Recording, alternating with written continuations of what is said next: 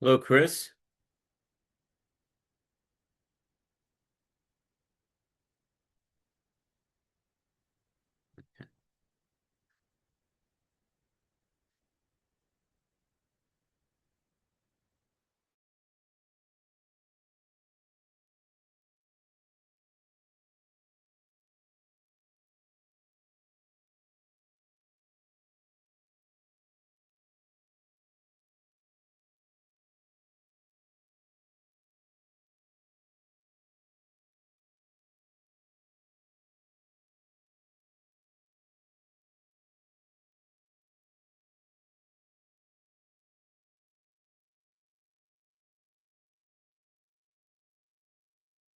Greeting to everyone. Hello, Chris. Hello, Dick. Evening. Everybody's filtering in, It's, early evening in the bar, and a few folks are sauntering. And how you doing, Matt? Good evening, guys. I was looking at the logo you had up there. It looked like somebody had a fun time with a spirograph.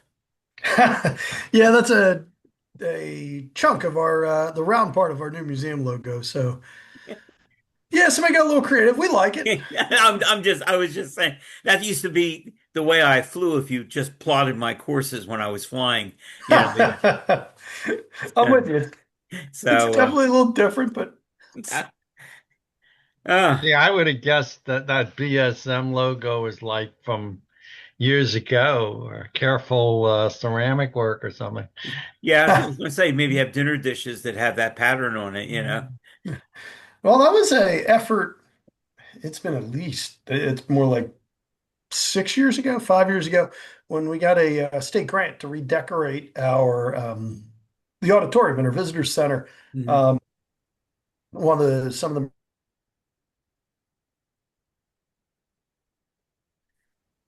Hello. Oh no, he yeah, froze. a line drawing on one of our cars. Definitely different, but Hmm.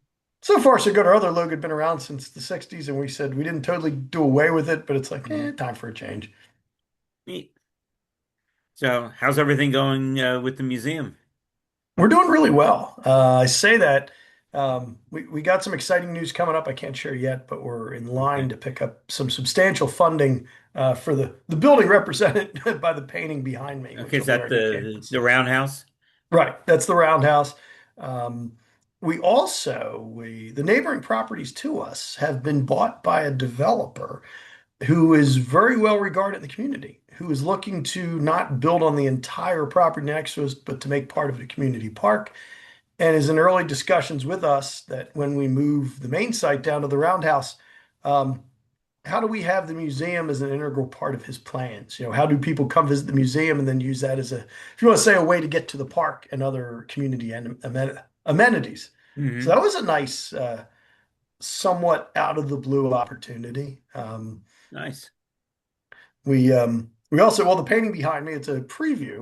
We had J. Craig Thorpe. He's a an artist who's done work. He's done a lot of work for Pennsylvania Trolley Museum. He's done work for Union Pacific and Amtrak.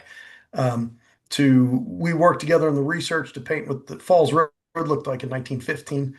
Sorry, my head's somewhat in the way, No, but no, that's I, fine. I was counting the side windows, and they're right, so yeah, I can yeah, do that.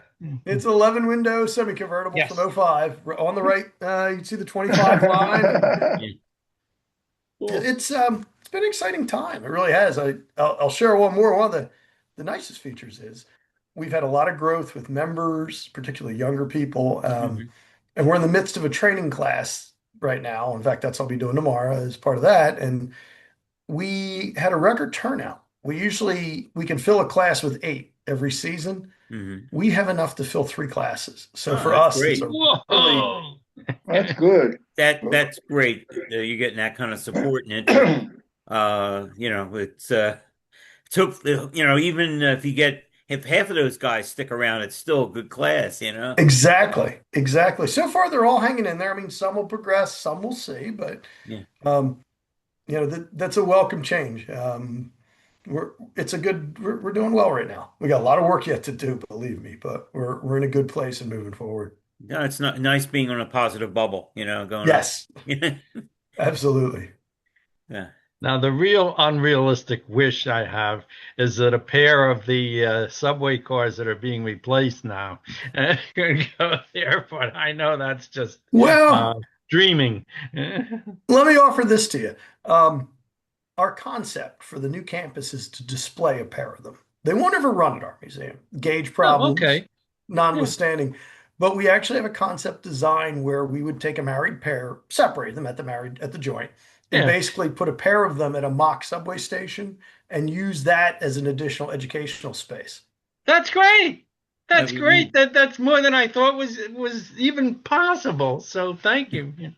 I Yeah, live in we're Pikesville, so oh, okay.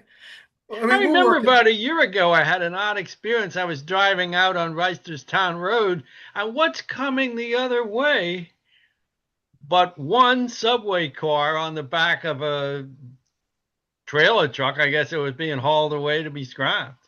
I Yeah, thought, they got rid of the whoa, first groups. yeah, And we're discreetly working with MTA. They reached out to us about a year ago and said, let's keep a discussion going how we could get a pair for you. Now, that we got to work with them to store it. I mean, it's just discussion right now, but we have a very good relationship with MTA. They're really good to us. So we're trying to work that as to, could they hold it for us, store them until we're ready, or could we store them off site and then, we're ready to display them.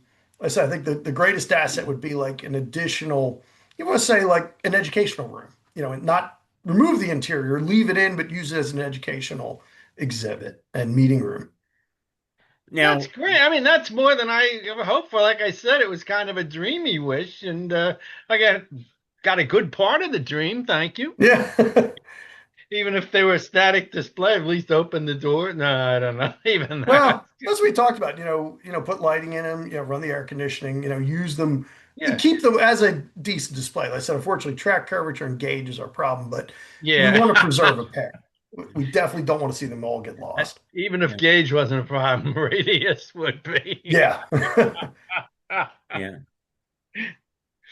Your project there for the roundhouse and whatnot, do you have a rough timeline on that yet, or is that still too early to We say?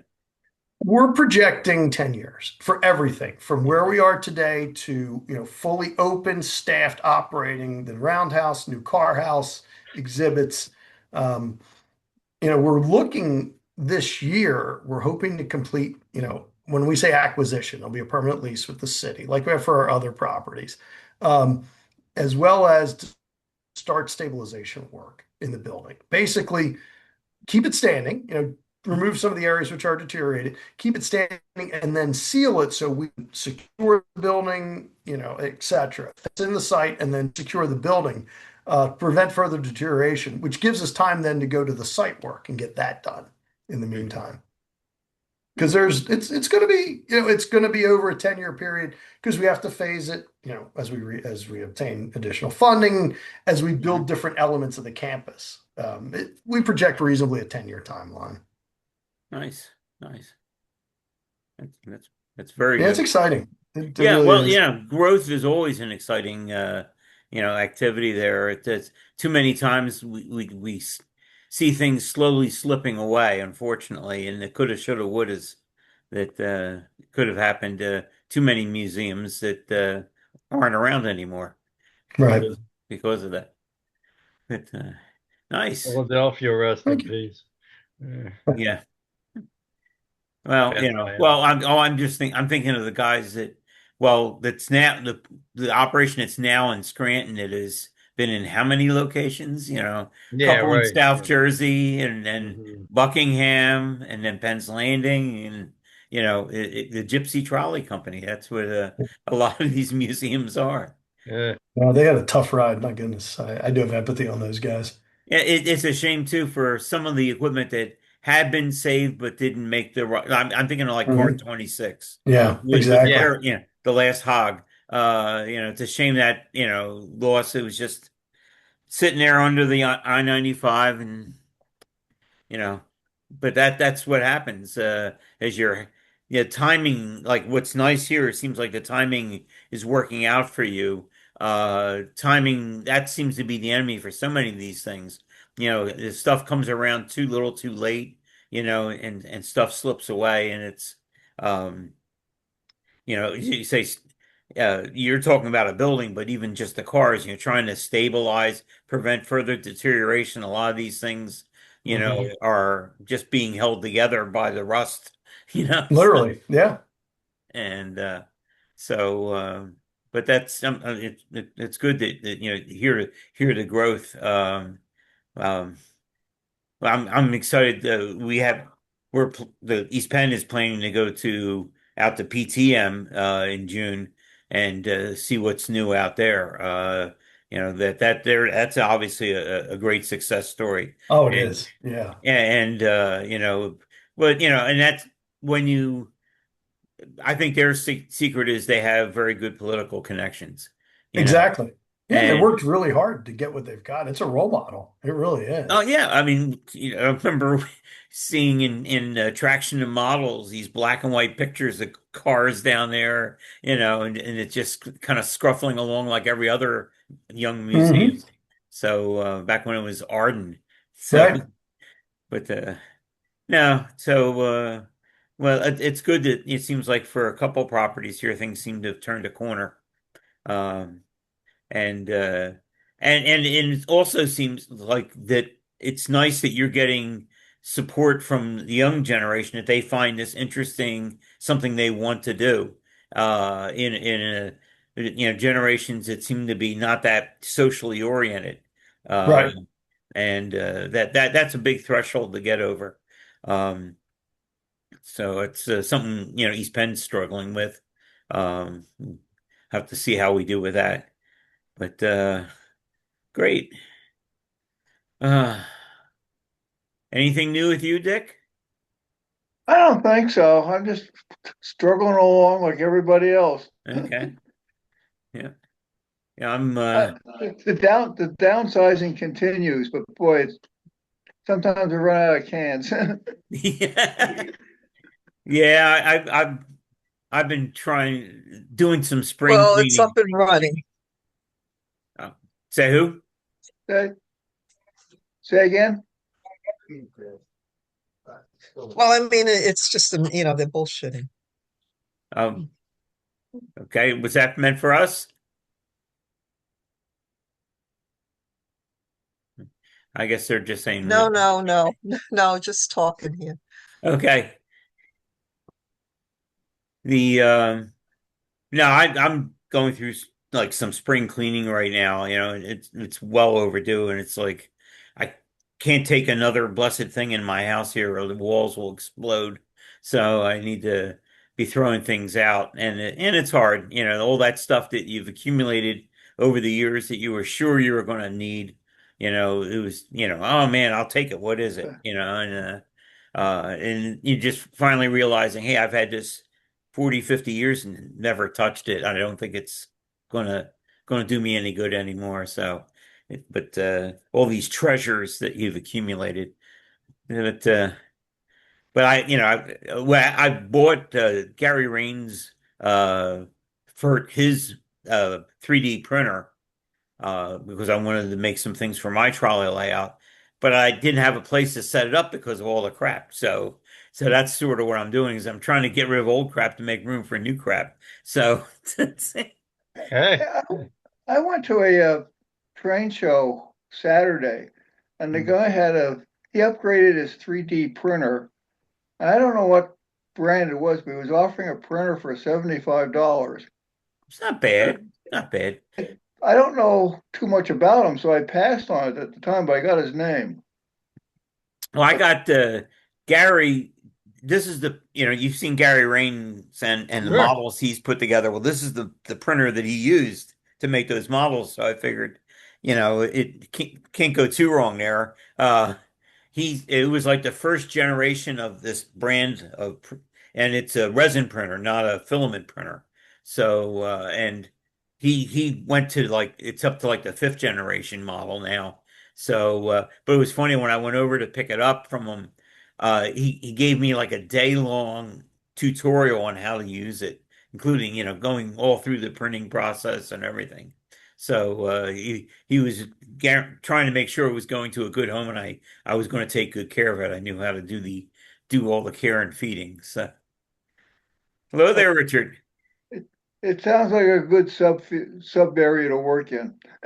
Well, what I need, my first project, I've been putting together this car barn downstairs on my O scale layout, and the exterior walls are kit bashed from an IHC engine house. I just liked that wall panel. I said, okay, I'll just buy three or four of those kits and make my exterior walls.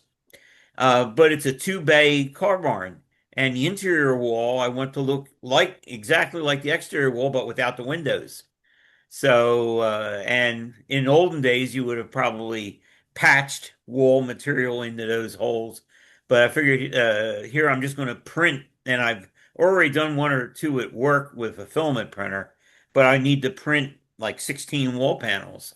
for that interior wall because you have to do both sides. So that's my um, first project with it, so I can finish my car barn. It's a 5-track car barn and holds about 20 O scale cars, so it's pretty large. Um, and So sounds like a baptism by fire. well, it's that over the years, that's how I've learned things. It's like, is okay, you got to do this, so, okay, put your nose to the grindstone and figure out how it works and how to use it. Uh, I mean, there's nobody here but me. If I screw it up, you throw it in the trash. Nobody's going to know. You That's know? the point I was going to make, but I didn't want to interrupt you. Yeah. Yeah. Yeah. Yeah. Nobody's going to give you a dressing down and all Yeah, that. yeah, and also it's an interior wall too. I mean, so it kind of Yeah. defeats, in this case, the brick counters, not the rivet counters, but the brick counters. Yeah. Would tell me that that's too large for an O-scale brick. And I said, well, Paint I've got a colors. couple of bricks over here I can give you. So I see Bill Greenwood's here. Bill, when was the Penn Hotel siding on the Westchester line removed? You're on mute. Can you hear me? Yeah. Uh, I don't know. You're talking about the one in Newtown Square? Well, there was Edgemont, then there was also one at the Penn Hotel, which I think was a mile or two west of Edgemont. Oh, hold on a minute. Let me.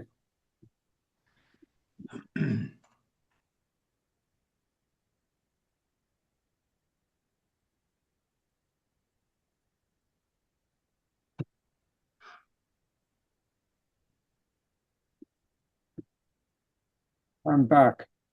Um, I have that track map that they made, but I don't remember seeing it. Yeah, well, Andy's was probably later. Yeah. This is, Because you it say was west of Edgemont? yeah, it was between Edgemont and Chester Road.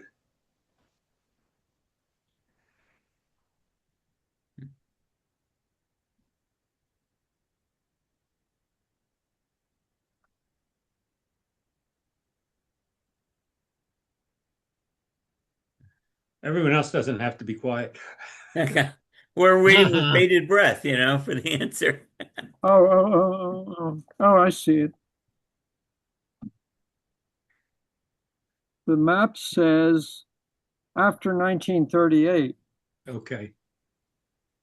It must have been because Dave Cope took a bunch of pictures there in the snow. When it started to snow like crazy, he'd grab his camera and go out. Um, there were a couple because also the Bergdahl siding was removed then, and when they added the long one at Brookthorpe Hills. Did Dave Cope have any pictures of the four-wheel sweepers out on the line, Not that I know of. like number 2 and 3? No, but I'll look through and I'll contact you if I find anything. Okay, thank you. Thank you.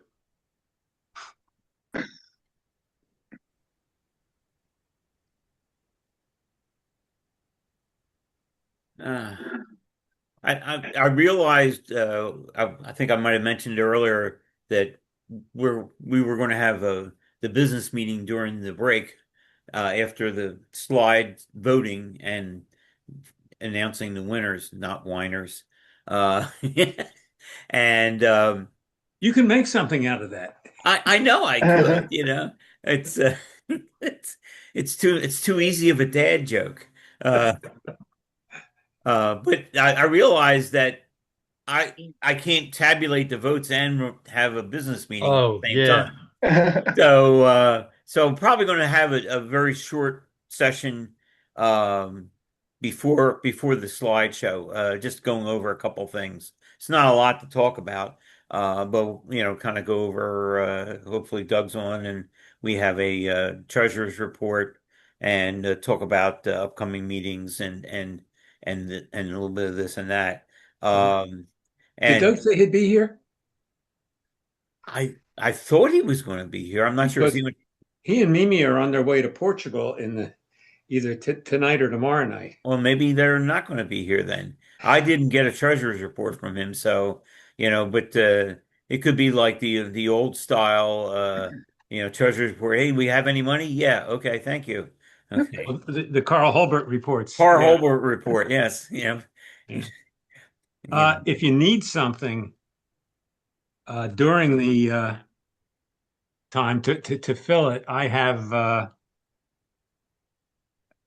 Willard McLean's. It's about 15 minutes of That's perfect. I might it, throw it it, over to you then. okay. It's a movie of snow scenes on the Ardmore line. That's going to Oh, distract me from tabulating votes. Well, I can't. I have to look at the screen now. Well, and especially No. since Bill's here because he lived right along it, so he's probably the world's authority.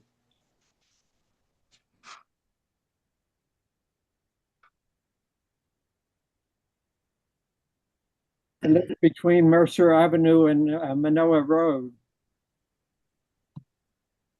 Well, your family was on Wilmot, weren't they? Right, and that's right where the track curved. Yeah. And at the other end of the street was the Newtown Square branch of the Pensy. Yeah.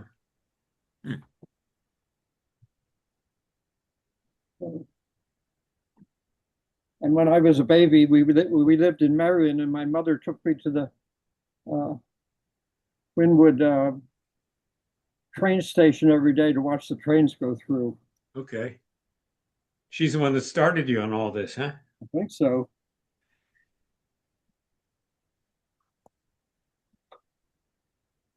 I remember seeing the first trip of the Broliners that April or August 5th fan trip. And I was up the corner with a neighbor boy, and I said, "There's a new trolley." And he says, "No, no, no, no." I said, "It is. It's a brand new trolley." And we waited for it to come down, but it was a fan trip, so it didn't come down, you know, uh, like 30 minutes later. Yeah, that was an NRHS trip, I think, Right. But it's, because they also had a stop at Ardmore Junction, and they all ran up to catch the outbound Liberty Bell car. oh, it could be. And And then they took one of the Duet cars to Westchester that same day. I'm right. sorry I missed the trip, but I wasn't born. Yeah. Timing is everything. I was only 5, so I missed the trip too. when was that, do you, about? 1941. You mean you're 90 now, Bill? Uh, within 6 months, Oh, within congratulations. within 6 months. Yeah. I'm about a year I remember younger you than, when you were in college and I was in high school. so I'm a year younger than Andy. Yeah. But I went to Lanark School with Willard and and Haverford High School with a whole bunch of Ralph Trolley fans. Yeah, there were a bunch. There was you, Dave Biles, uh, Bill Crawford, Dave Crawford, Bill Crawford, um, Roddy LaWall, Nick Nichols, and Bo Graham. the guy who went to Indiana University who published all the books. He was at Haverford High too. Oh, yeah. Trying to think of Oh, Jim Hedwood, I think. Jim Henwood. who? Jim Henwood. No. No, he went to I think St. Joe's Prep. Mm. Yeah. Um, maybe, maybe it'll come to me in a couple minutes.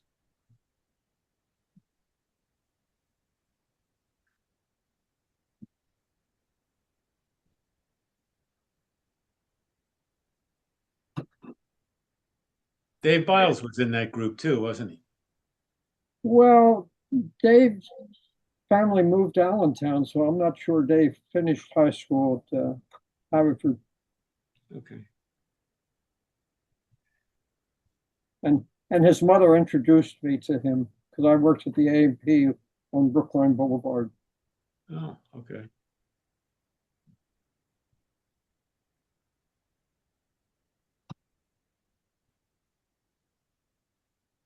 Was it George Smirk? George Smirk, he was the transit editor of Railway and Railroad and Railfan magazine. He may I, still be. I think he went to Haverford too. He was in that group with Dave Crawford and Willard and some other. They're all close to the same age. Mhm.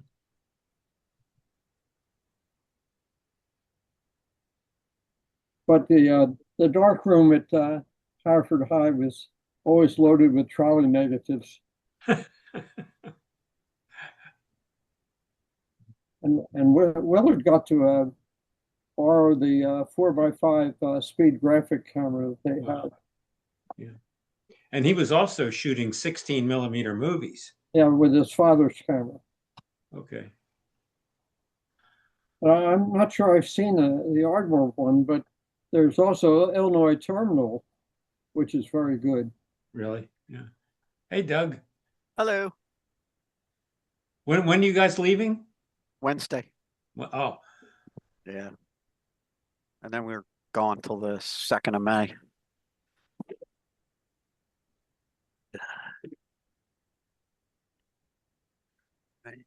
Doug, I was just saying a little while ago, I can't do a business meeting while I'm tabulating the votes in the middle of the presentation, so I'm going to have a short meeting before we start the Okay. photo contest. Yeah. Um, okay, save reports. Where's my And when it comes time, I can let you share your screen if you have it. well, I have been negligent. I didn't do a treasurer's report. Trying to pull up a calendar. There it is, calendar balance sheet. Yeah. you're going to do a Carl Holbert Treasures report? Yeah, we were just Hey, talking about that. Yeah, yeah, we Uh-oh. got some money. Yeah, we got some money. Yeah, we're okay. yeah. Given our current burn rate, yeah, I think we're okay. Yeah, yeah. Okay. Well, I got the calendar. I'm not going to do it because not much is the only thing. Well, it did change because we had Rich sent me some more calendar money, Hmm.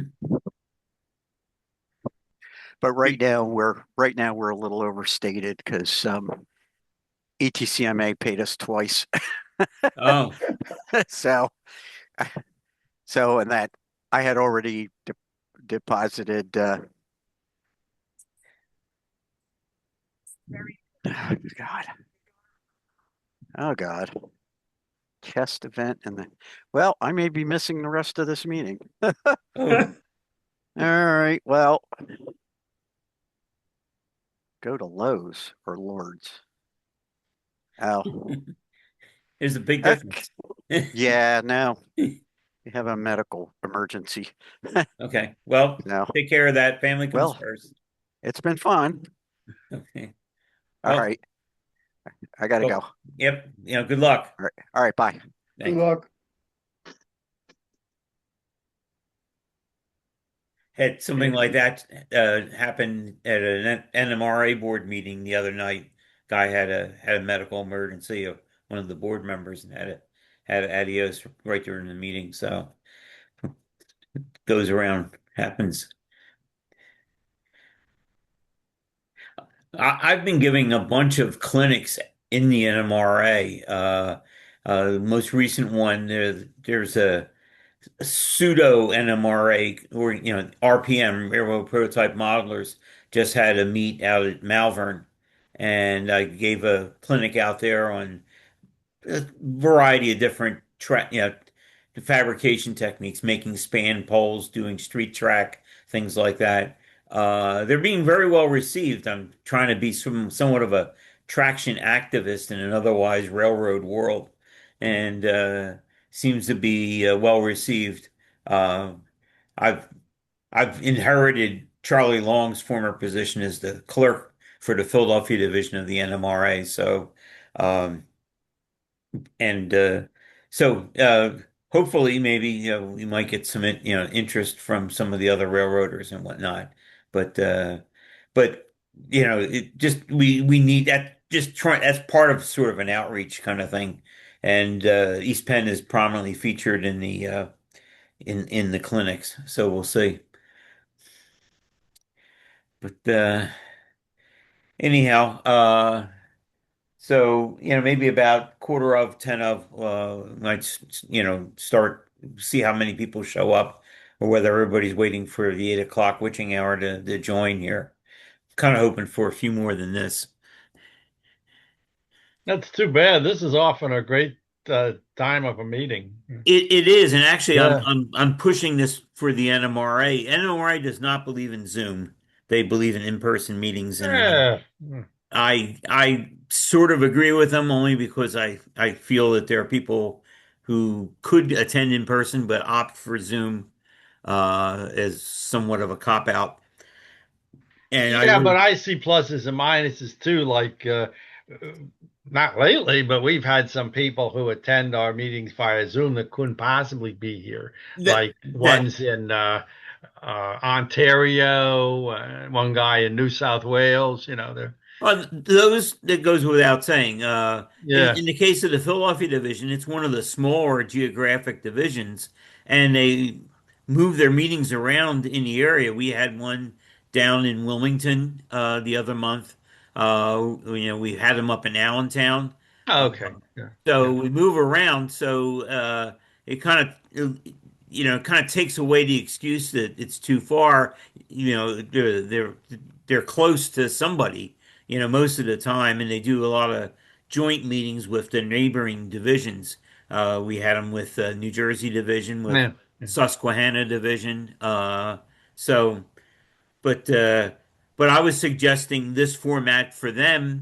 The big NMRA wants the division to have more meetings, and it's a lot easier just to drop a Zoom meeting in instead of having to organize another in-person venue somewhere. And I was just saying, if why don't we just have a Philly division photo contest? And I already have the everything worked out for it. I just changed the slides, and I'll be happy to do it because yeah, this is one of those things that you found out when we had to do Zoom that this is perfectly suited. I mean, I'm Yes. thinking back in the days when we were sitting in an auditorium with a slide projector and a pull Uh-huh. down screen, and we're passing little pieces of paper around for people to vote on and stuff like that. And you get halfway through, and all of a sudden somebody slides in backwards, so you got to pop it out and turn it around, put it back in. This it's consistent. The resolution or the presentation is determined by what you're watching on. I mean, if you got a phone, well, that's what you've got. If you've got a bigger screen computer, you've got pretty good presentation. The picture is as big as what PowerPoint will allow. So, and and we've been getting pretty good participation. We've got 80 some pictures tonight. Okay, you should Uh, be all set. I think I'm and all set.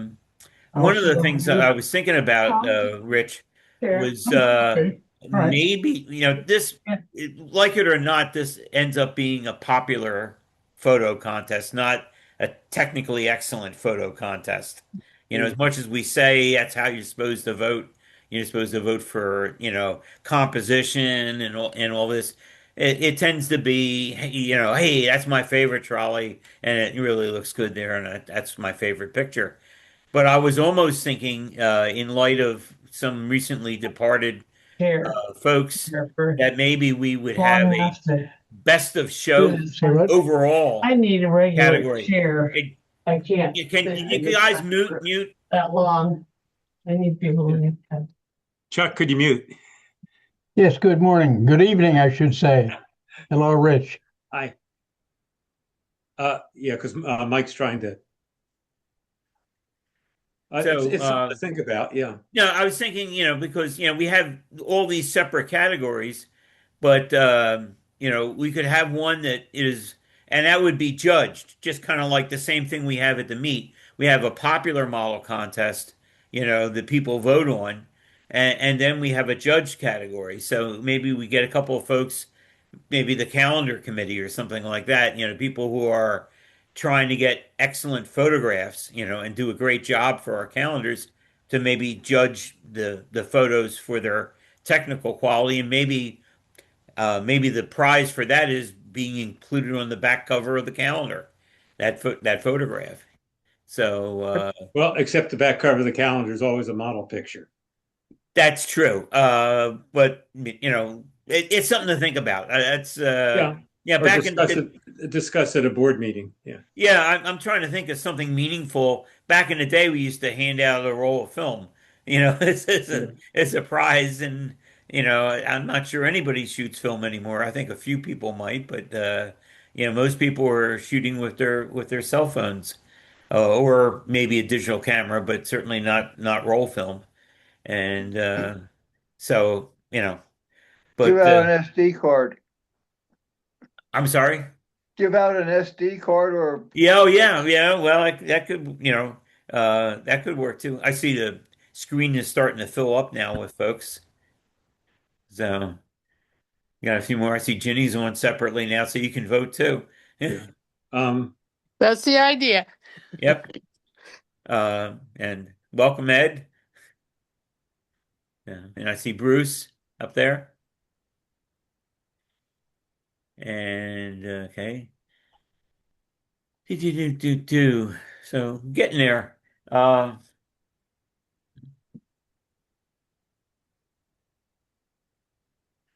When do we start? we're gonna.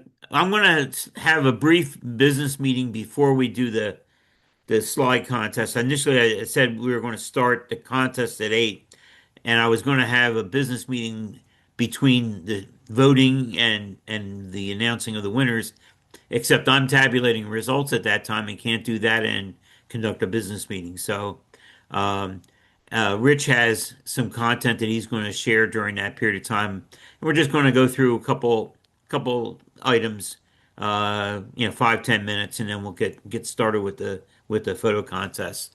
So we'll be getting going. I might start a little bit before 8, just so we're not too far behind schedule for folks that are joining.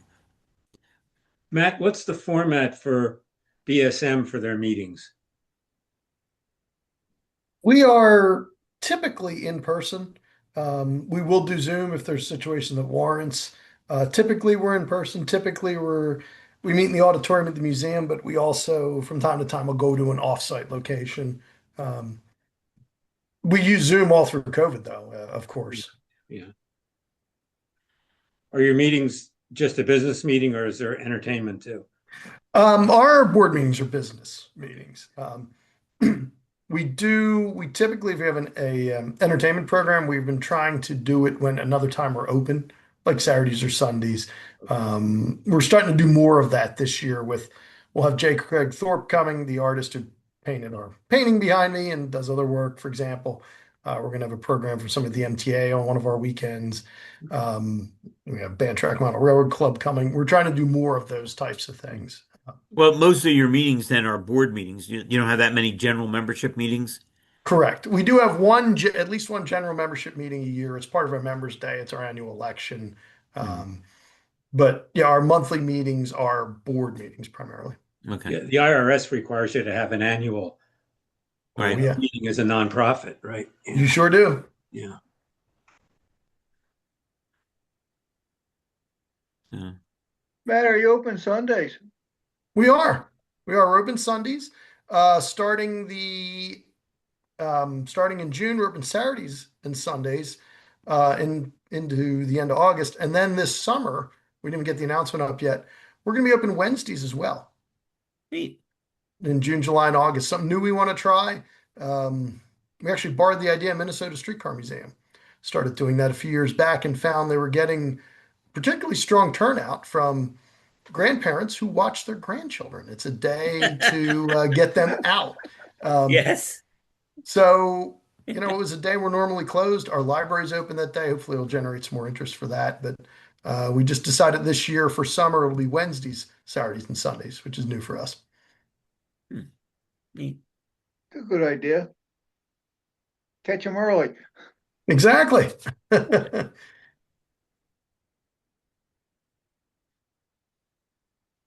Hey, Bruce, I can almost see you. I'm not sure where you're sitting with respect to, but your all I see mostly is a shadow on your virtual background. So, Yeah, if, it is not working the way I planned. okay, well, the virtual background's pretty, and as long as we hear you and you hear us, that's good. Hmm. You can vote. But just to let you know that in case there you are, it's like I the vote in shadow. now. Here comes Lamont Cranston, coming out of the shadows. That's because I don't have a green screen. So, Well, a lot of them don't do green screen. I think they do focus distance and stuff like that because there's nothing oh, behind me other than just a door. yeah, Um, but if I go far enough back, I start to vaporize into the GG1. So, okay. yeah. Not, That's a great picture, then. it is. There's Ed. We have a picture of Ed. Yeah. Okay. We got 1, 2, 3, 4, 5, 6, 7, 8, 9, 10, 11, 12 folks. Do you know where that is, Mike? That photograph? Yes. I'm Someplace sure it's where they very have. different now. Steve Smith, isn't it? Yeah, that. Isn't that his Broad Street station there in the background? Um, for me, yeah, I was talking about your background. Oh, mine is, that's Frankfurt Junction. That's Okay. that's the eastbound Broadway Limited. It's the Frankfurt L all the way in the background going over the track. Okay. Uh, Yeah. looking west, and those are the home signals for shore interlocking. Okay. Uh, Broadway that day is about an hour late, which is pretty typical at that time. Uh, Okay. I rail fanned a lot at Tacony, which was my station, Holmesburg Junction, and Frankfurt Junction.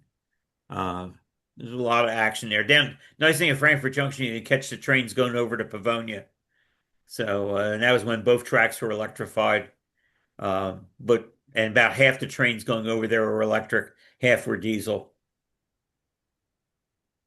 How far did the electricity go It in New went to Jersey? Pavonia. But that was the end of it. Yes. Okay. Uh, my dad was locomotive engineer in Pennsy, and he Okay. he would do some runs there.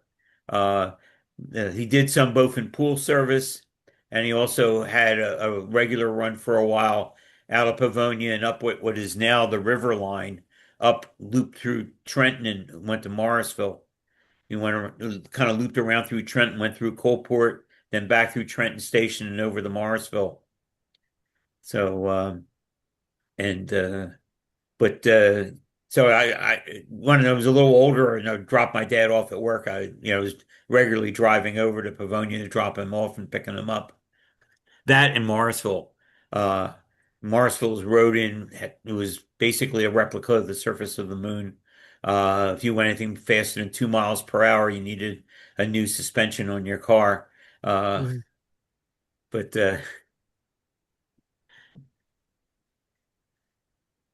that was that period of time when I was actually taking pictures of trains. So, marriage happened, kids happened, and the camera went into the closet, and that was the end of it, unfortunately. Hi, Evelyn. You're muted, Evelyn.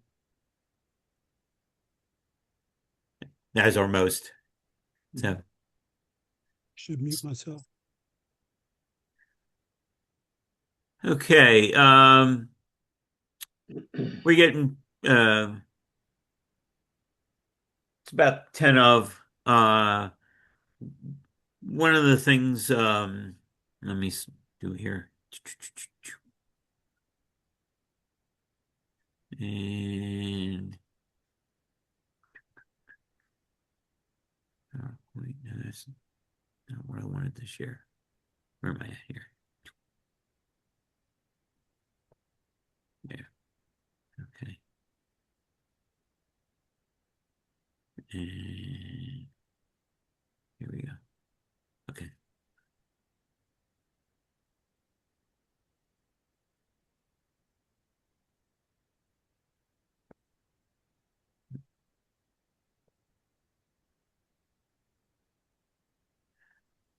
Okay.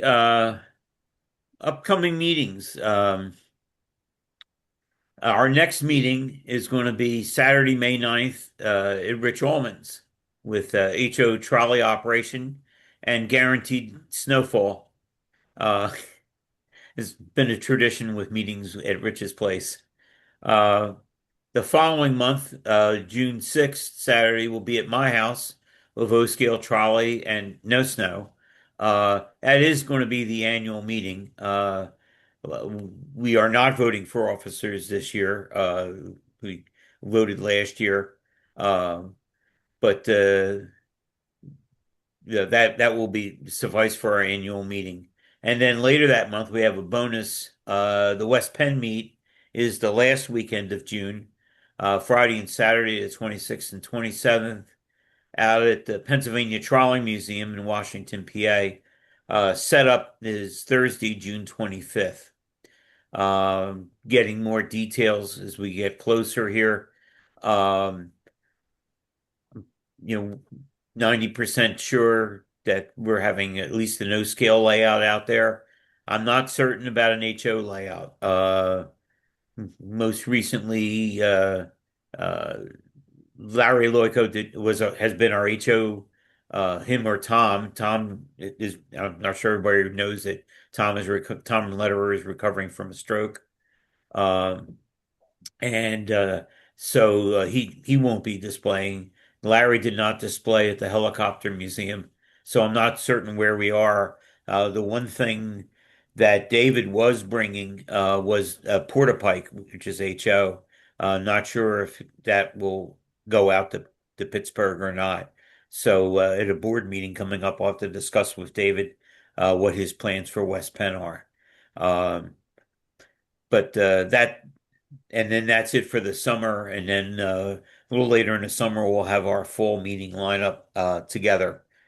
Um, all of you, I'm sure. Well, I sent out a survey, and the reason for that was just from I thought I knew the makeup of the club, but I wasn't sure.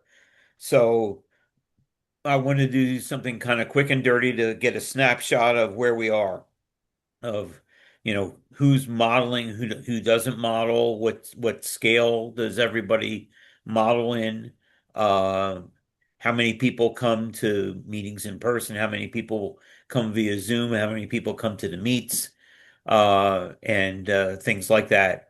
And maybe one of the most important answers on that card was right below your signature, which was your age. Demographics is something that we're fighting very seriously in this club, and something we need to address with some kind of an outreach to younger generations. Talking earlier with Matt, the Baltimore Streetcar Museum, he's delighted that, and it's nice to hear that they're getting a great turnout from younger people for their, training, for volunteers at the museum, and that's a great thing to see. It would be nice if we had a similar turnout for people, who are interested in joining our organization. Uh, I really do believe it we need to get some layouts that are more representative of modern prototypes to make that happen. But and we've been talking about that for a long time, but we got to figure out how to put that into action. That's the other reason for that survey, was to kind of see how many people can really count on to make that happen. We have sent out 109 surveys. That's our membership right now. I didn't send it out to people who are out of country, like our members in Australia. one, I didn't know how to do the postage for a return, uh, and it's unlikely that they sometimes join us at the meets, but they would not be a resource we could count on for doing anything locally here or any kind of development work. So I excluded them. As of today, I have uh, a little bit more than half of the surveys returned so far. There was an initial glut of them coming in. I was getting 10 plus a day coming in the mail. It's starting to slow up a bit, and that's actually, without being a question, that's sort of an answer also, is that the people who either delay or don't bother to return the survey is giving me their answer, even without filling out the survey. So a lot of this, especially in this organization, has to do with following through. You need to have people you can count on to do things. There's a lot of people that can talk a lot about things that should be done. You need people who are going to follow through and actually do them.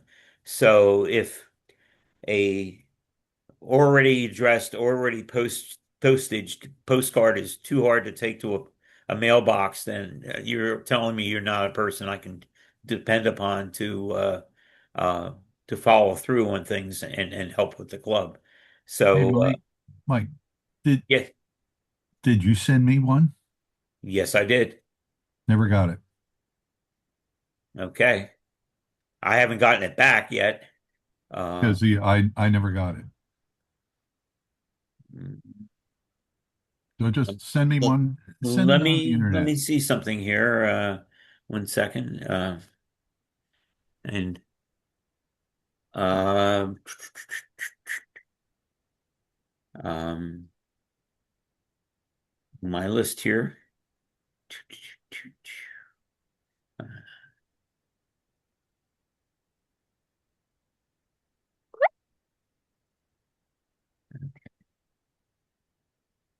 Matt, is Andrew a member? Yes, sorry, trying to come off mute. Yes, he is. Yes. Good, good. I don't know, Mike, and if you didn't get his card, that's okay. I think I didn't see one come for him, but he'd be mailing it back from Pittsburgh. I can have him fill one out. He'd be happy to if you want. Yeah, I'm trying to see. This is the list. I'm working off a list that Doug gave me. There's two lists. There's the email list that gets a notice from um, uh, uh, Mike, was it done email? no, I mailed out 109 envelopes. Oh, okay. Um, Not being here for as many weeks as I had, it could be that it got lost in the shuffle. And part of my thing is I'm not seeing it. I'm not seeing your name on the list. So uh I'll it could be that Doug doesn't have you as paid for this year. That's an interesting point. Uh so because there are there are some folks that haven't. So yes. So in So our I when know they I did not send you one because so you're not what on the list here. okay, so when they send out meeting notices, is there ever an indicator on there that says, "Hey, you haven't paid"? I'm usually Uh, always there ahead. usually is sent out. That's usually included towards the end of the year, the end of the you're paid. And I don't want to go through everybody Yeah, let's watching me. not. Yeah, Yeah, let's but not do that now. That we're yeah, I did not mean to derail your discussion, no, but no, it's okay. But that's an I important. know if there was something that was supposed to be sent, I didn't get it. And And yeah, I'm usually I'm looking. ahead of the game on the dues. Yeah, So I'm. This was one of those things that we were really trying very hard to get our arms around towards the end of the year between myself and Doug. Taking over and trying to reconstruct Charlie's records is that where was everybody membership wise, paid and whatnot. We had this master list, with dates in there, and we were trying to make sense out of who was paid up and who wasn't. Um, and so there were a couple of different lists being moved around.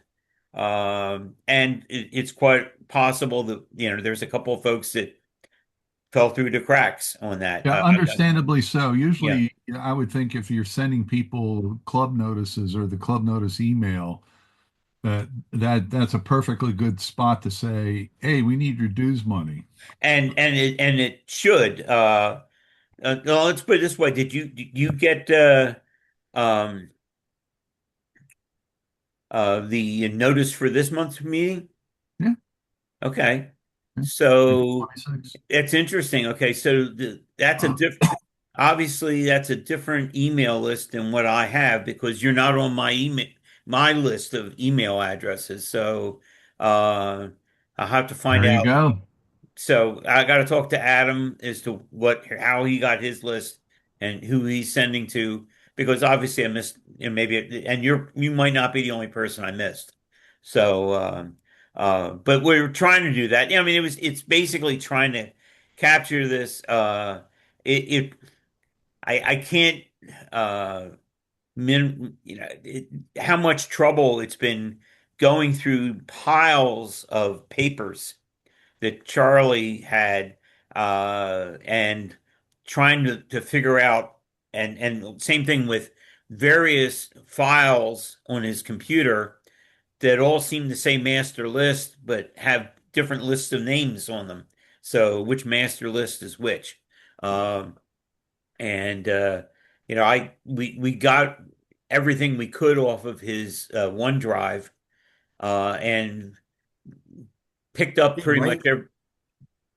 I'm Mike, sorry. what I'm Yes. doing now is I have two lists from Doug, one for 26 and one for 25. I've been sending everybody on 25, and giving people a chance to catch up. And that's all I have to work with. Okay. Okay. So that might explain because and if after this, if I go through, if there's a master list that has a date, and if there's 2025 next to Ed's name instead of 2026 or 2027, then that would explain why he's not on the other list. Because I asked Doug for the list of who is currently paid up for this year. So it might be that, and the reminder, as I said, while we were sorting things out, not everybody got a reminder. So, Yeah, um, I'm looking through all my emails right now for anything, and yeah, I and I'm usually, like I said, ahead with Charlie. He's usually telling me, "No, you're already paid." You yeah. know. By If the way, yeah, are we only doing it by check, or do we have a method to use electronic PayPal. payment? there is PayPal, I I'm don't not use sure PayPal. that Doug has access to our PayPal account Yes, yet. he does because we got a lot of calendars through it. Okay, okay, good. Because, and the reason why I'm saying that is my model railroad club has a PayPal account and we can't get into it. And we've used all the information that Charlie had, his password, his second order, identification, all that stuff like that. So Abington Lines can't access its PayPal account. I couldn't remember whether we had success or not, but okay, so at least that's Okay. good. Well, I'm sorry to derail your No, that's okay. That's part of the discussion, but discussion it's good here. to know that I may or may not be paid. I will follow that up after we're done here and let you Yeah, know. And good idea. Doug, I think Doug had to leave before you joined. He's got a family medical emergency to hit while he was part of the meeting, and he had to leave. So Oh dear. Okay. I'll catch up with him hopefully after everything Yeah, and settles he's down at he's his leaving house. the country soon, I think. Yeah, yeah. So yeah, you hate to see something like that Wednesday. happen. So, but anyhow, this is our upcoming activity. What I'll probably do, I'm going to give it to the end of April for returns to come in, and then I'll talk about the results and what I think they mean at the May meeting at Rich's on that. So, um, and the sort that's sort of why not a lot has happened yet towards our meet next year is I'm really trying to figure out who can help do that. There's a fair amount of heavy lifting that goes with putting that together, and we're running out of Indians, and I need to find out who can help to do that. And depending on how many people I think we can put together as a team to do the meet will depend on really how big the meet is. Uh, Suffice it to say, we're almost 99 to 100% sure we're not going back to Allentown. Uh, that hall was fairly empty the last time, and it's not going to get any more filled. If anything, it's going to be more empty at the next one. There's every day, there's fewer and fewer vendors, fewer and fewer members. So we don't need that size venue anymore. We're talking with Matt about doing some kind of a joint thing down at BSM, a la like the West Penn meet. And that sounds very attractive. We need to find out uh, who we can count on to help pull that off. So that's sort of my reason for doing that. Um, as I said, normally we would have a Treasury report. The one thing we still have not done is we have still not gotten our money out of Key Bank and over to the bank that Doug uses. We need David. He has a limited window of availability, and that doesn't seem to match up well with Doug's travel plans. So we have not been able to get over to Key Bank to withdraw the balance of our funds. That's where most of our money is. We're talking somewhere around 20 to $25,000 over in Key Bank in our main savings. We have some operating funds thanks to dues and thanks to calendar sales and whatnot. Um, Real quick, Rich, what do you have a timeline on the next year's calendars yet? Usually we meet early summer. Um, it's going to be Mike Zalagi and Harry Garforth also volunteered to help with that. So, Okay. Um, we'll get together and make the selections. Presumably, we'll deal with the same printer who's served us well for many years. yes, and they were very accommodating, given that Charlie's death occurred right as we were taking delivery of this year's calendars. And And there was a delay in paying them, which they did not push us on. no, they know we're, I think, a good customer, and Mhm. and the product is very, very nice. I Yeah. mean, they do a quality product. And they've held the price the same. So we've been able to hold the calendar price the same for a long period of time. Hmm. Okay. It's very unusual. The and that's good. Eventually, I know there's going to be some price creep in that. But if we have all our money, that's not a big concern. We're fairly well financed at this point. Certainly, we would have enough to do another show in Allentown if that's where we're going. And I think we're talking about something that's probably less involved than that. I'm going to get started with the slideshow here, the contest. Um, so it looks like most everybody is muted. If not, go to mute. And in case you don't know it already, usually your space bar is a press to talk button. So if you press it down, it should unmute you, and then you let it go. And at least that's the way it's worked in the past. If not, you can always just click on the little thing at the top of the window and unmute yourself. But try to keep sometimes people make inadvertent, they don't even know they're doing it, but they might go like, or something like that, and a photo comes up, which might influence other voters. So we're trying to keep it as neutral as can. This is a friendly contest. So, and if time permits a little later, I'd be interested. When I was going through putting the slides in, I was noting some details in some of the photos And I was just wondering that I thought kind of spoke to the vintage of the photo, as far as, like things that would or would not have been there, if it was from a certain year. So anyhow, so what I'm going to do here is share and this share. Okay. Okay.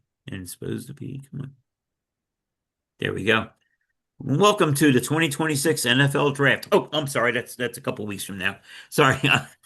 Uh, it folks who've been to one of these before, kind of know the deal. I'll just kind of go through things. If Stop me if you're not familiar or you don't remember the voting stuff. Um, we have 11 categories, uh, SEPTA, pre-SEPTA, all the way down the model. The number next to it is the number of entries in each category. Um, some get a lot, some very little. Like Knight has 2 entries. Uh, we got 82 entries overall from 11 different submitters. So that's a nice participation. One of the nice things this year, you might remember in previous years, we had so many submissions in a category where you had to have 2 questions, and there were, but they've now allowed, I think it's up to 15 selections per question. So there's no 2 question voting at all tonight. Everything is, um, just a single question in each of the categories. And the entries were placed in the category specified by the submitter. So, you said, category A or SEPTA or pre-SEPTA, and not necessarily might not have been best or the proper category, but it's what the submitter suggested. And entries only in one category. They're in the order they were received. So, the folks that got them in early, they're going to be seen earlier in the order than ones that came in. And there was a lot that came in on March 31st. Uh, the photos have been enlarged or reduced until you hit either the side or the top of a PowerPoint slide, but it's the maximum dimension. I don't change the aspect ratio at all. I just simply move it until it fully fits a PowerPoint slide. This is what we were talking about a little bit earlier. Technically, this should be about the technical merit of the slide, composition, sharpness, exposure, originality. It's not a favorite subject uh, slide contest, but that does tend to put a lot of people vote a lot that way. We're talking. I was talking. We might at some point maybe try to have a best of show category, maybe some year. Um, what we're going to do, this is the same way we've done it the times before. We're going to see the all photos in the same order twice. The first time, it's 10 seconds per photo, and that's a counter in PowerPoint. So it's not me fat fingering and counting to 10. And the second time will be 5 seconds per photo. The photo number will appear in the upper right corner. I'll also say the photo number so you can keep track of your favorite. And after the second time through, we will vote. I would have a little scrap piece of paper or pen handy just to jot down a number that you think, if you're like me, 2 times through, and then I'll completely forget what number the slide was. So, and then I'm messed up. So, um, when it's How do time we to vote, vote? I'm sorry, go ahead. How do we vote? We vote via Zoom poll. That's what I'm going to talk about right now. So when it's time to vote, a Zoom poll will open and it'll look like this on your screen. And you will simply select, go over and click on, the number of the slide you like the best and then hit submit at the bottom. So it would, click on the circle, the one that you like, and then click on submit, and that's how you cast your vote. And then it'll disappear once you've submitted your vote.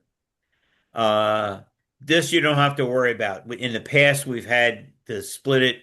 Uh, don't worry about this. And so this was once again talking about when you had to answer two questions, and we don't have to do that this year. So I'm just going through it. So all voting and polling is anonymous, but as I said in the instructions that went out in the newsletter and whatnot, there's one vote per login to Zoom because it's going up on a screen, so there's no way of getting two ballots. So, like in the case of like Ginny and Chuck, they have two different logins. Ginny's logged in another window, so she can vote separately from Chuck. Uh, Everyone in the bar can't vote. Yes, yes. Yeah. Free beers for everybody. Yes. Uh, yeah, it'll be about 2 minutes. I don't see who is voting or who voted for what, but I can see how many voted. So, like, if there's 20 people logged in, I'll see like 1 out of 20, 2 out of 20, and it'll build up to a number. And after the number hasn't changed for some period of time, I figured all the people who wanted to vote have voted. So if it doesn't look like I need to wait 2 minutes, I might close the voting earlier, just so we're not here until 11 o'clock. Uh, so as I said earlier, we try to have everybody on mute. The space bar is a press to talk. Um, does does it, Chuck? Do you need to practice, or do you think you got it? You explained very well. Okay. I'm going to give the first one just in case, folks are having a little issues. We'll wait a while on the first one to make sure everybody gets a chance to vote, or if there's any questions, ask, and we'll see. But the first one, we'll give it a little extra time, make sure everybody gets their vote in. There'll be a short, very few seconds as I jot down the results before we move on to the next category. So if everybody's ready, this is the practice. I said we're not practicing right now. So our first category, is everybody ready? Okay. And as I muted everybody, I don't hear any. So anyhow, category A, SEPTA, there are 14 entries. And here we go. Number one,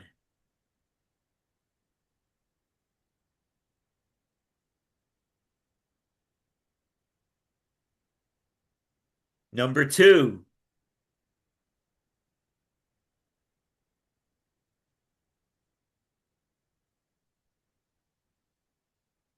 number three,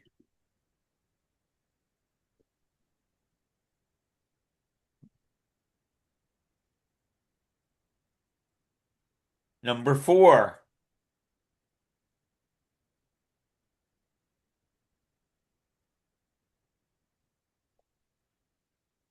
number five,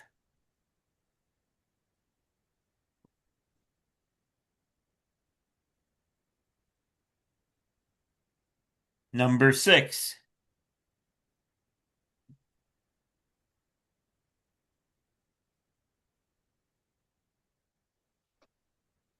number seven,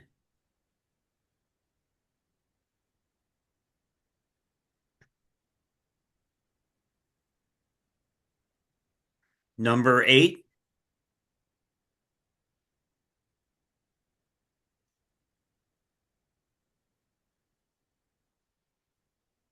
number nine,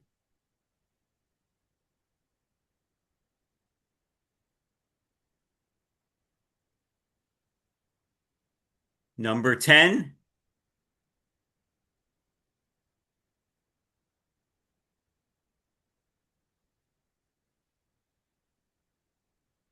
number 11,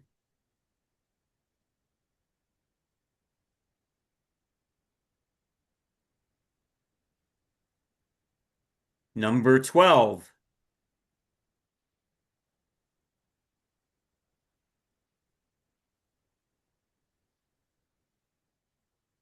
number 13,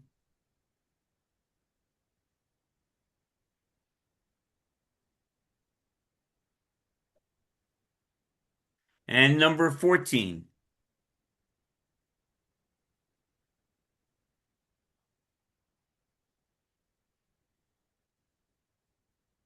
Okay, that's the first time through. We're going to go through a second time, 5 seconds each slide. Number one, number two, number three, number four, number five, number six, number seven, number eight, number nine, number 10, number 11, number 12, number 13, number 14.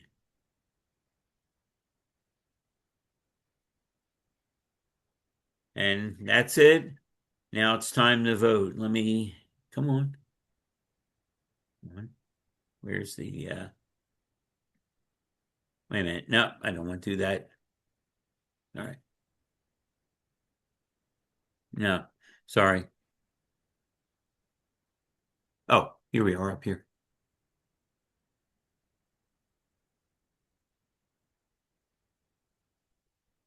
Here we go. Sorry, I'm a little out of practice here. So,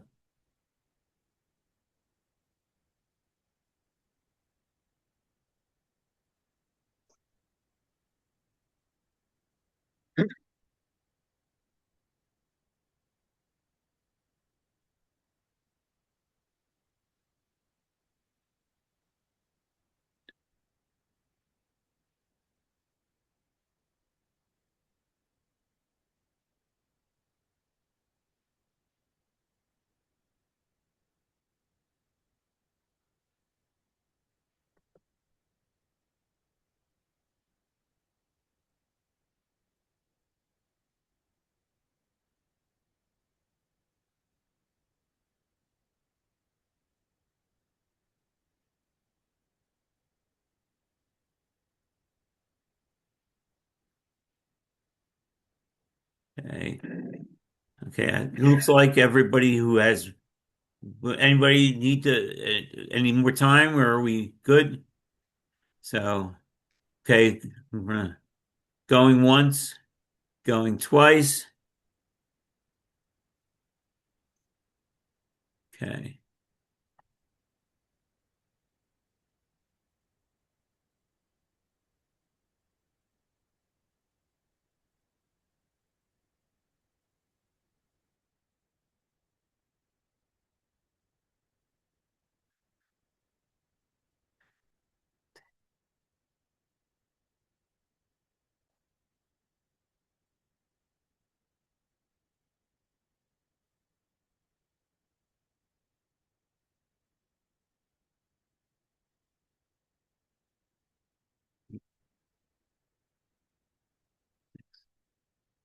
Okay. All righty. Okay, so that was category A.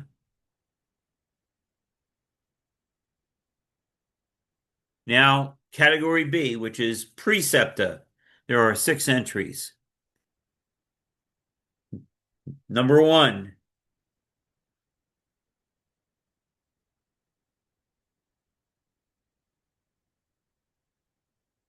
number two,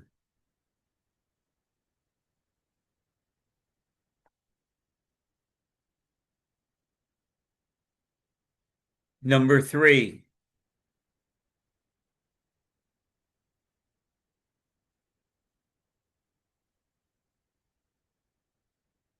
number four,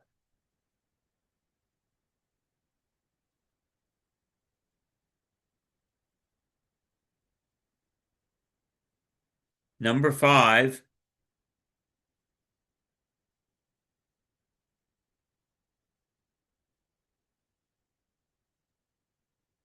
number six,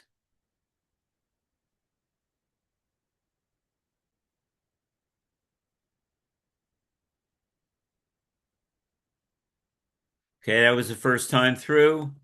We're going to go through the second time now, 5 seconds a slide. Number one. Number two. Number three. Number four. Number five. Number six. Okay. Time to vote. See if I can do this a little smoother this time. Okay.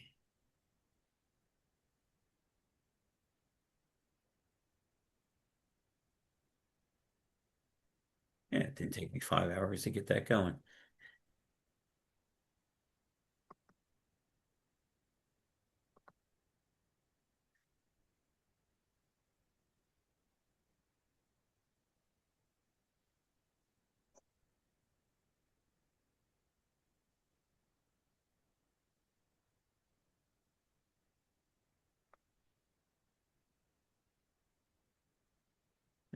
Hey, I think that is everybody.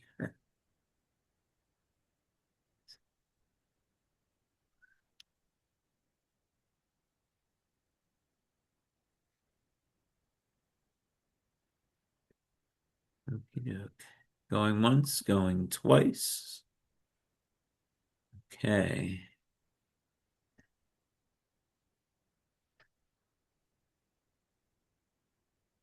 Now, our next category is Other U.S. Canada Contemporary. There are 9 entries. Number 1.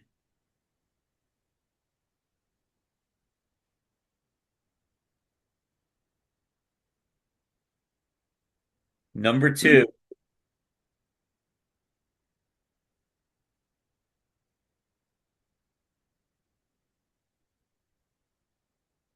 Number 3.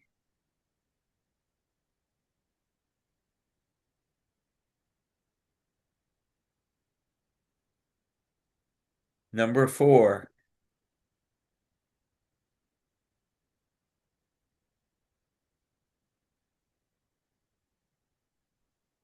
Number 5.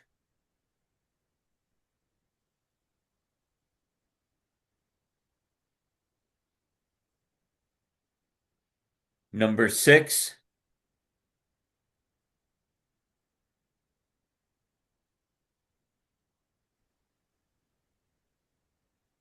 Number 7.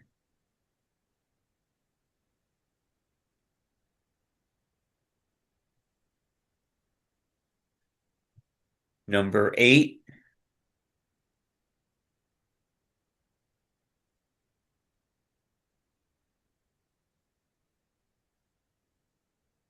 Number 9.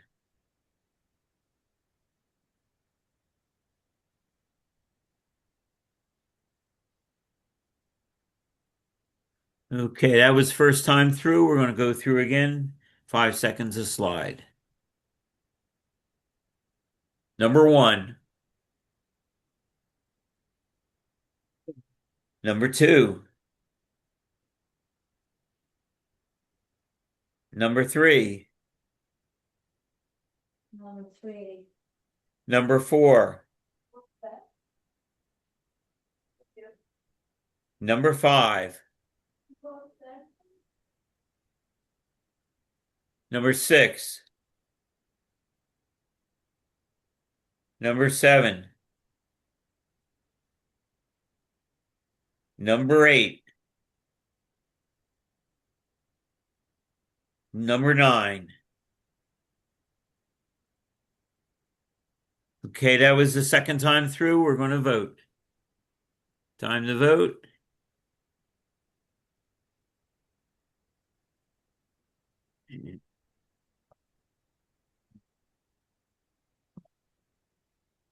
Oh, yeah. Category C, launch. Here we go. Doug, I see you're back. Don't forget to mute. Okay.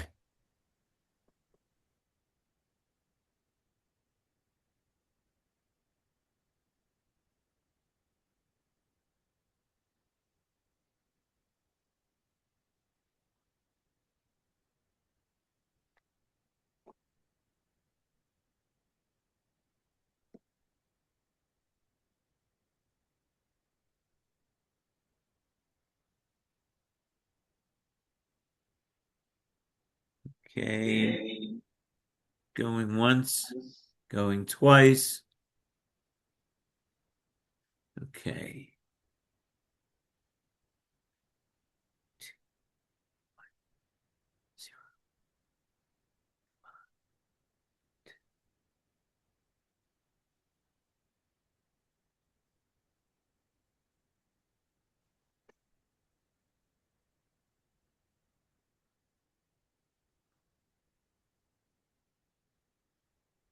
Okay. Alrighty. Next category is category D, other US Canada pre-76. There are 7 entries. Going through it the first time. Number 1,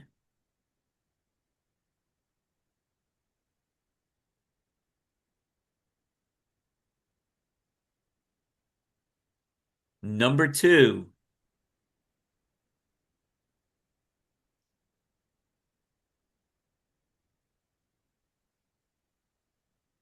number 3,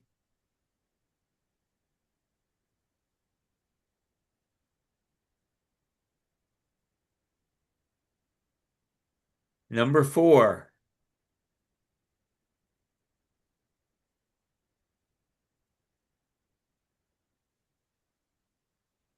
number 5,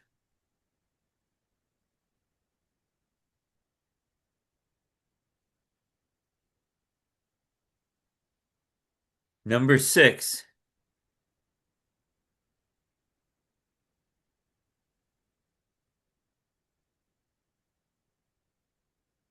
number 7,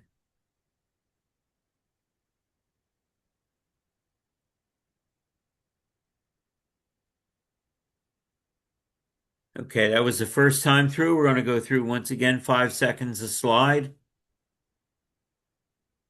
Number 1, number 2, number 3, number 4, number 5, number 6,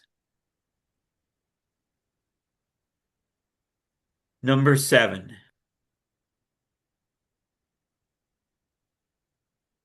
Okay, time to vote. Let's see if I can do this. Okay, back to polls. And yes, D. Right, yep. Launch. Okay.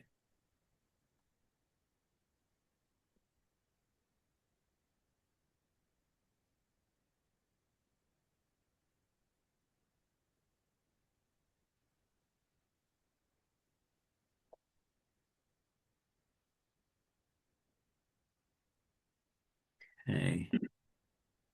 I am thinking that most everybody has voted, just judging by how many people usually vote.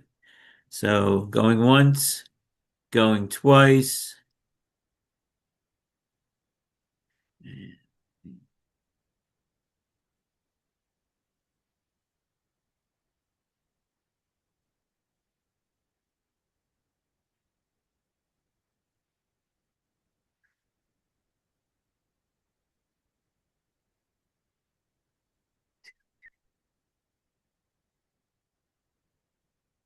Okie dokie. All righty.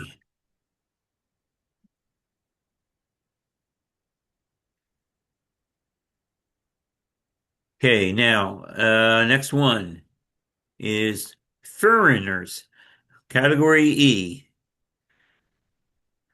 8 entries. Here we go, first time through. Number 1,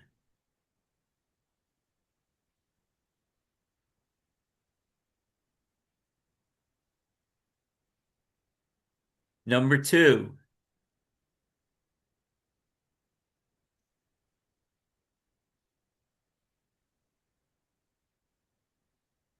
number 3,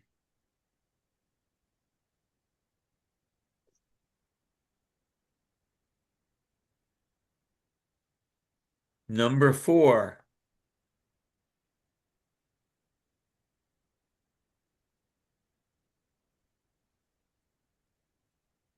Number 5.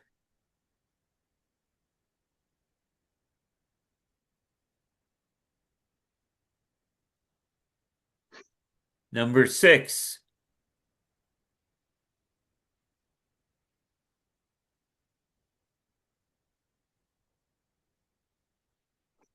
Number 7.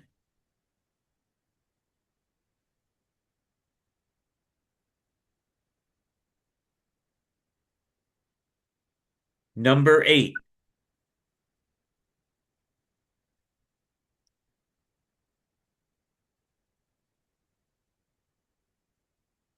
That was the first time through.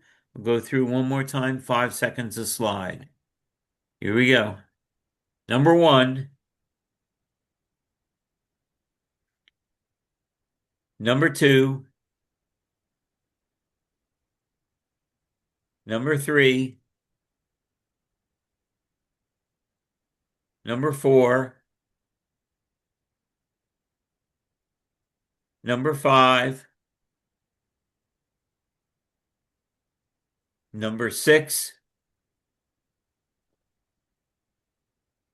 Number 7.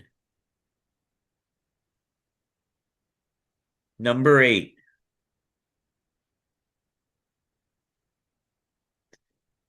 Okay, time to vote.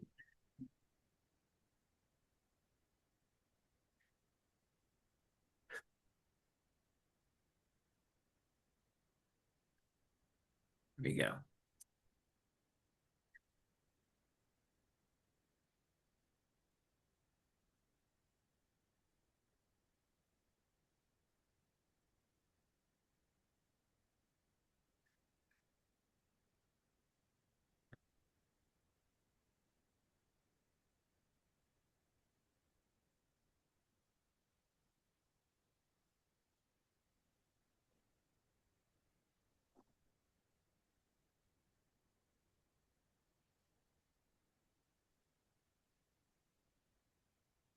Going once, going twice. Okay.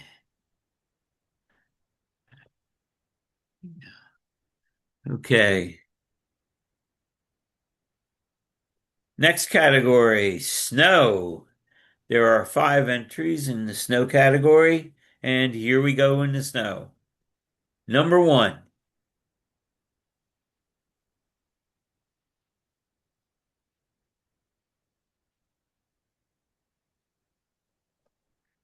Number 2.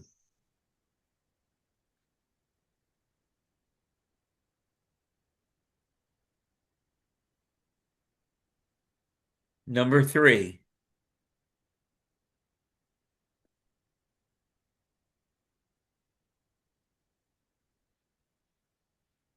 Number 4.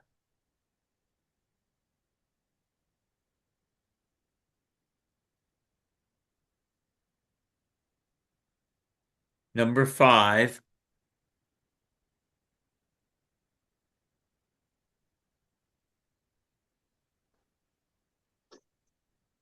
Number 6.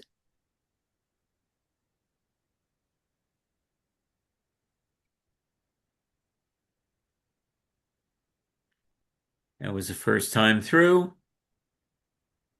Second time, 5 seconds a slide. Number 1. Number 2. Number 3. Number 4. Number 5. Number 6. Okie doke. Time to vote. Polls. Snow. Launch. Okay.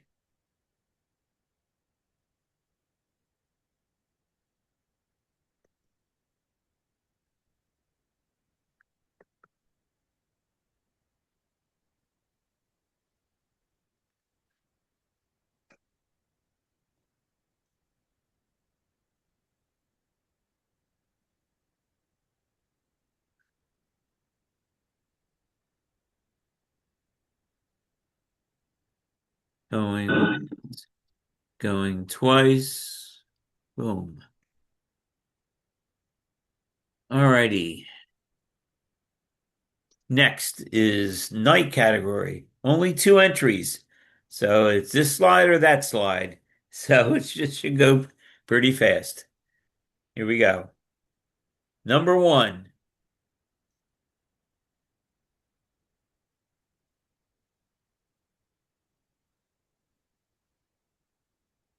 Number two.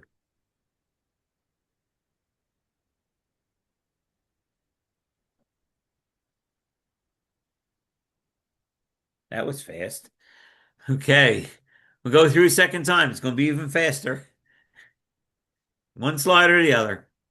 Number one. It's kind of like being at the optician. And number two. Which one's better? One or two? Okay. That was our night category. That was a quick night. Okay. Time to vote for this or that.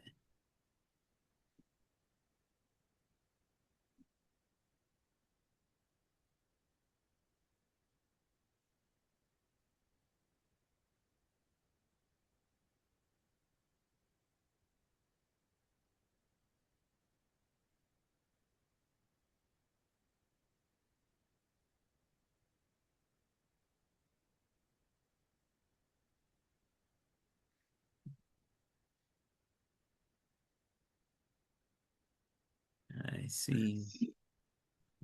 Waiting for one more. Yep. Or abstaining. Okay. Alrighty. Going once. Okay. Going twice. Okay. And alrighty. Back. Boom.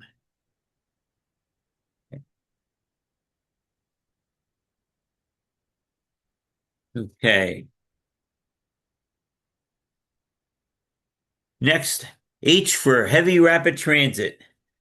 5 entries. Here we go. Number one.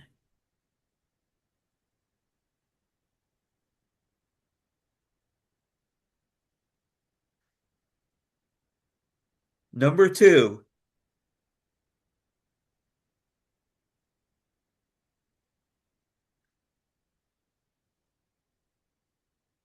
Number three.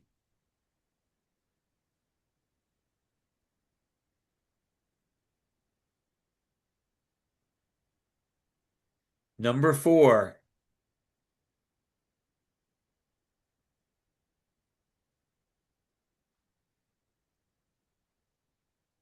Number five.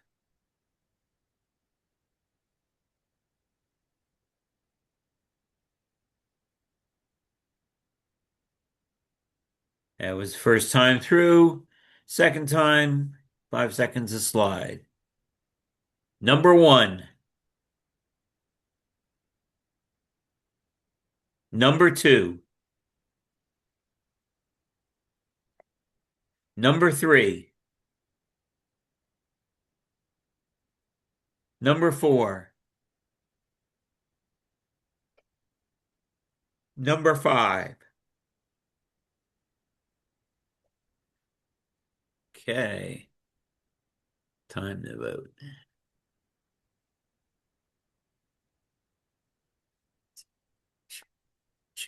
Here we go.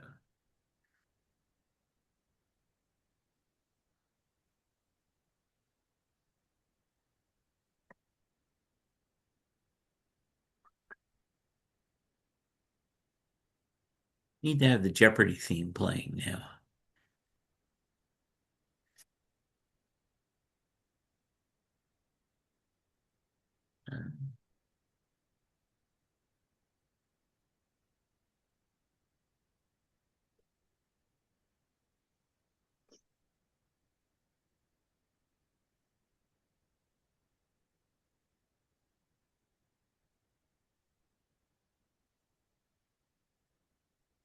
Yeah.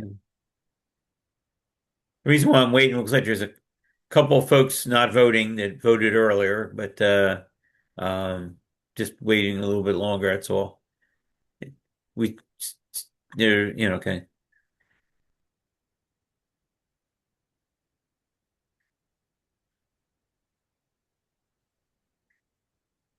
Alrighty. Here we go. This is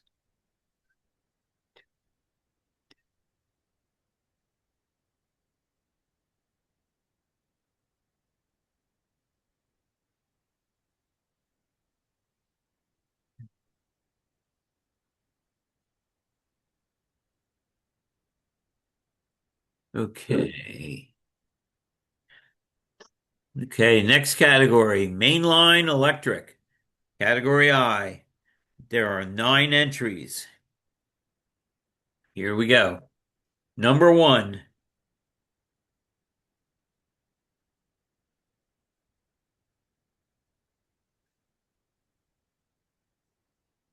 number 2,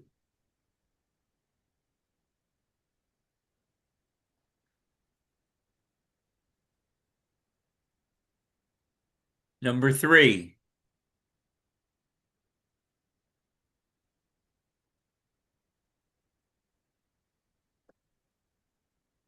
number 4,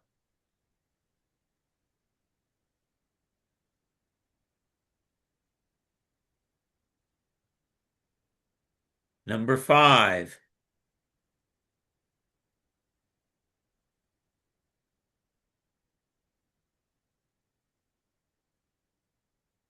number 6,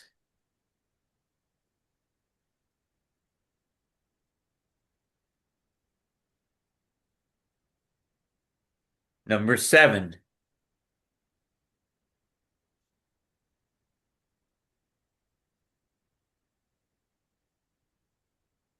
number 8,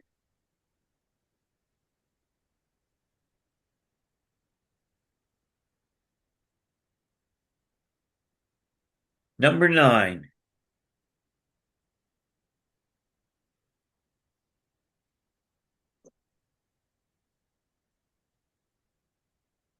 Okay, that was the first time through. I'm going to go through again, 5 seconds a slide. Here we go. Number 1, number 2, number 3, number 4, number 5, number 6, number 7,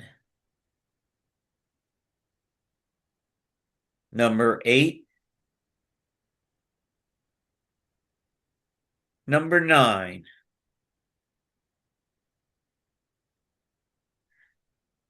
Okay.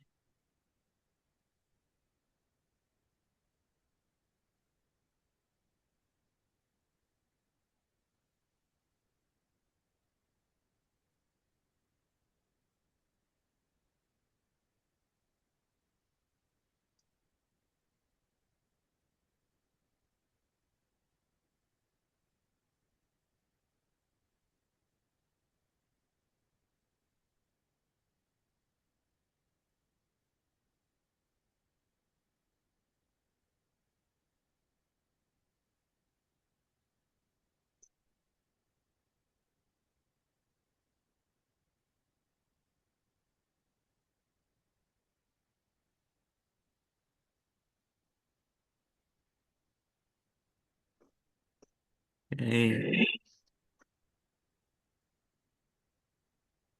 Give it a little bit more. There's 1 or 2, I think, that haven't voted yet. Okay. Going once, going twice. Boom. Okay.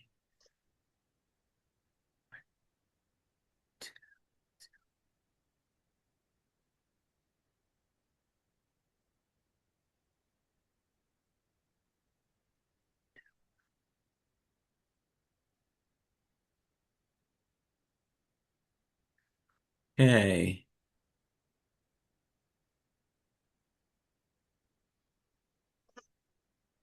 Next to last category here, museum and heritage.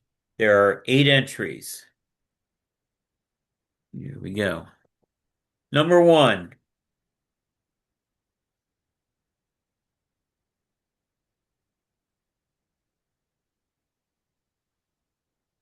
Number 2.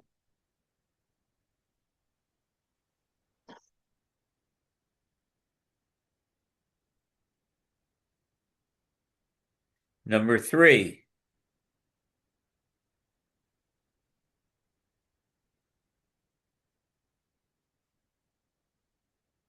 Number 4.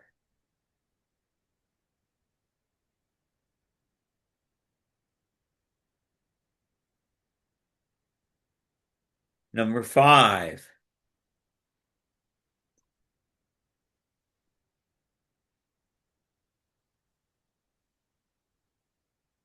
Number 6.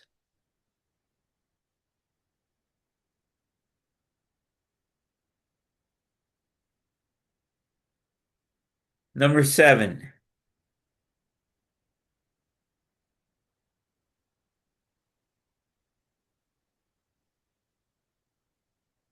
Number 8.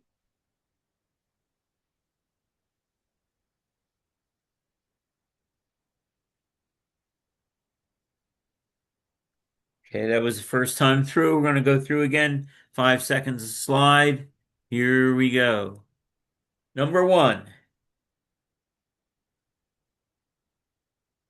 Number 2. Number 3. Number 4.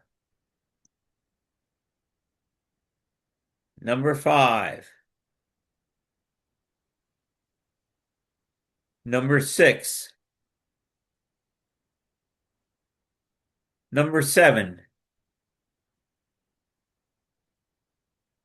Number 8. Hey.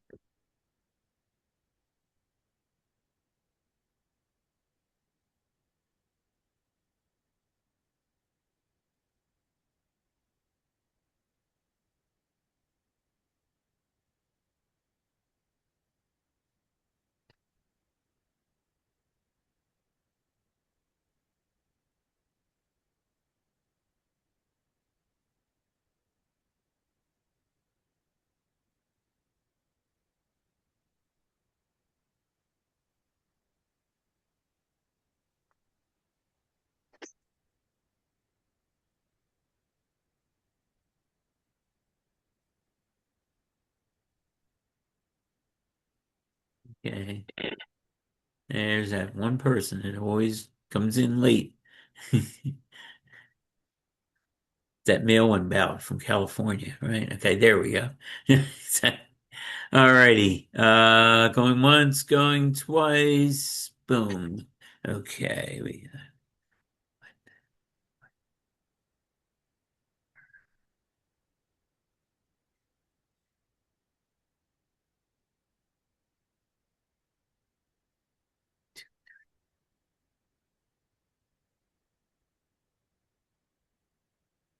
Okay. And our last category, models. Okay, we have 8 entries. Here we go. Number 1.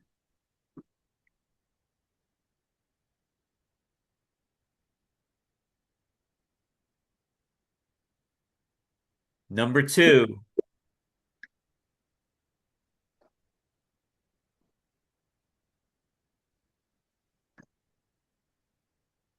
Number 3.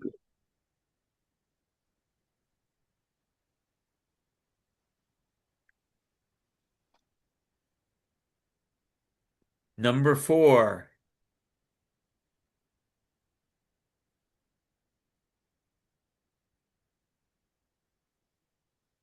Number 5.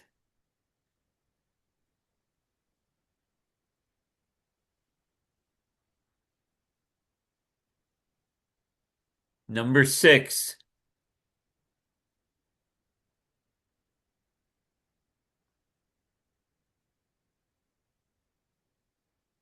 Number 7.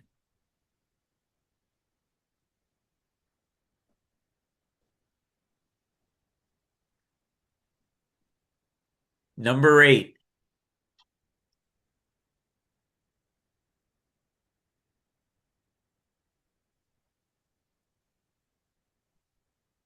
Okay. That was the first time through. Second time through, 5 seconds. Here we go. Number 1. Number 2. Number 3. Number 4. Number 5. Number 6. Number 7. Number 8.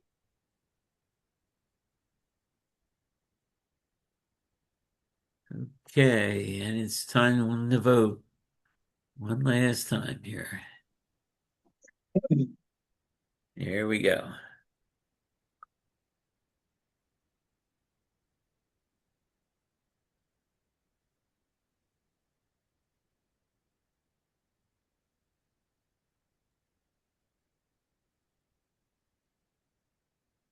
Okay, that was pretty. Okay. Okay, going once, going twice, going 3 times. Okay.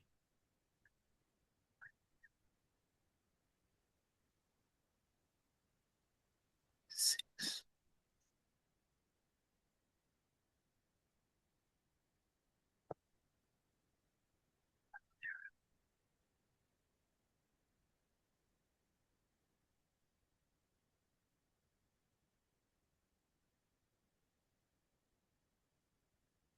Okay. That's the let me see what's my next slide here. Okay. Okay, I'm going to take a break here and organize the slideshow of the winners or whiners if you read the announcement carefully. I'm going to throw it over to Rich. Rich, you had a video you wanted to share, so I'm going to stop sharing and Yeah, this I'll explain a little bit about it once. Uh, let's see. give me a second here to get you. So Okay, so I can share. yes, give me 1 second here.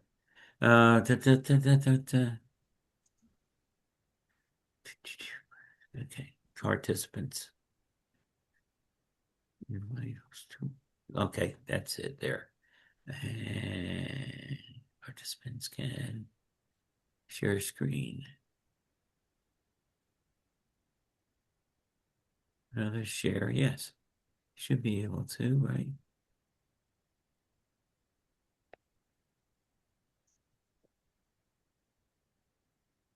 Okay, right. Show caption, poll quizzes, right. Get, can you, it looks like you can share, so Uh, Wait, it says sharing not. wait a minute. Should be able, let me see what I can do here. Those tools for participants, that's what I got here. Share screen. When others share, enter in a full screen. Scale fit. Okay. Is this share what behavior? Participants. Oh, I have to behave. No, let's see advanced. Screen capture now. I had this earlier. I was just checking this out to make sure how you did that. Screen sharing hardware. Yeah. Okay. Boom. Back. Let's okay. Choose. Okay. Hey, let me just okay. Ta ta ta. Share, react, chat, participants. Host tools for You just share. have to allow me to share. Yeah, that's what I'm trying to do. The other thing I can do is I can simply make you the host.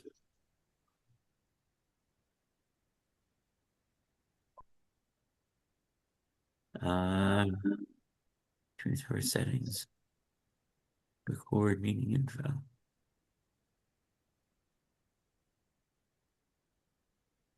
Host tools. Participants. Okay, allow. Do chat. Okay, that's not what I wanted. Sorry. Take your time.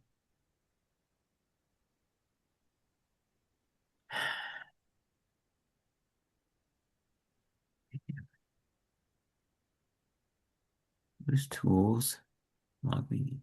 Enable waiting room participants. Share. Right. I am. Okay, let me just give me 1 second here. Okay.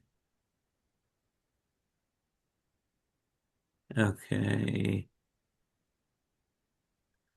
Where? Chat, read, make. Okay. Okay, Rich, I just made you the host, so you should be able to share. I don't have to put out any refreshments, do I? No, no, just Bitcoin. Uh, Okay, and I see Bill Greenwood's still with us, so he'll know a lot of this. This was film that he shot in 16, not that Bill shot, but that a mutual friend, Willard McLean, who has long since died, shot in 16 millimeter in the probably late 50s, early 60s. Bill might know the locations. I know a lot of them. Let's see what I can do to get this running. Okay. Now I have to figure out what I have to do to get it to.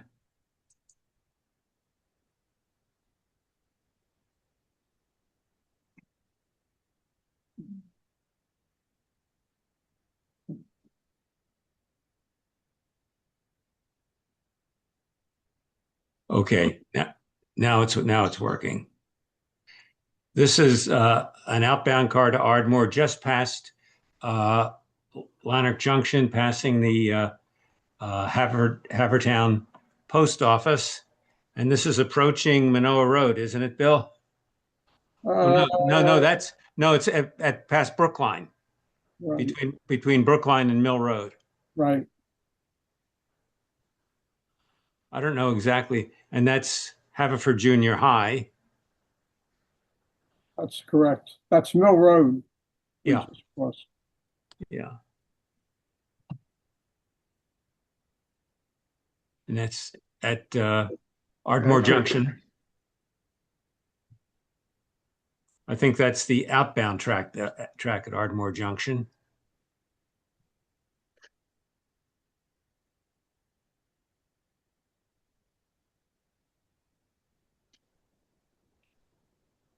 No, that's inbound. That's inbound. It's heading to. Okay, and this is coming up towards Oakmont. Right. About to pass the Oakmont School on the right out of the picture.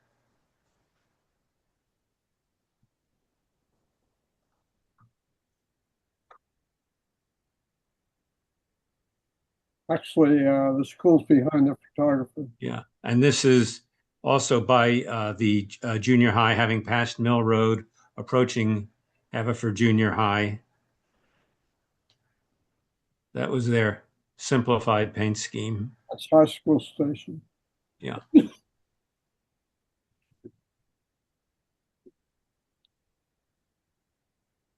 I get this is at the terminal, yeah, with the Right. 69th Street Theater, Garrett Road, and looking towards the terminal down Market Street.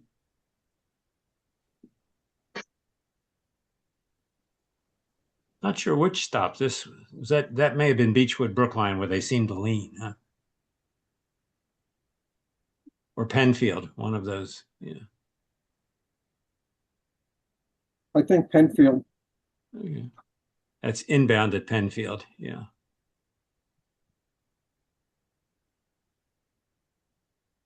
Stay on so I don't embarrass myself with making mistakes. Yeah, this was also Penfield.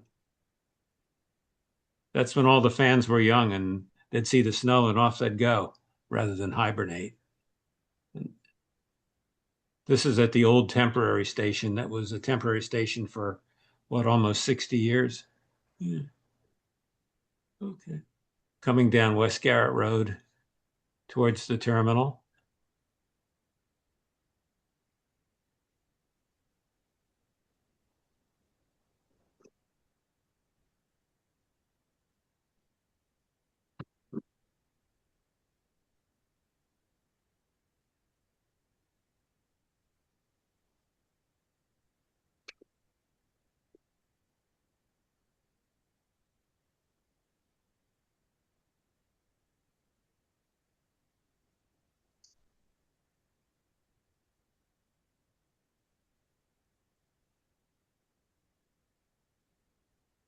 Outbound Brilliner. Let's see where he's heading for Sharon Hill, I believe.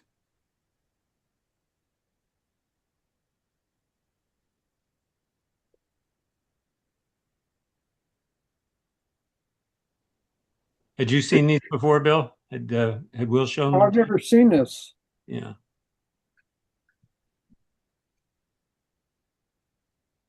With an 80 car about to approach the terminal empty, so presumably coming from Lanark.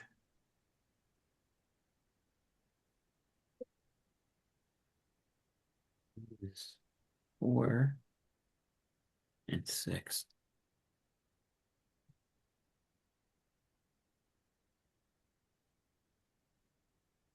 Flashed up for a 2-car train, probably, oh, it signed up for Springfield. Yeah, I think they ran 2-car trains to Springfield in the rush hour.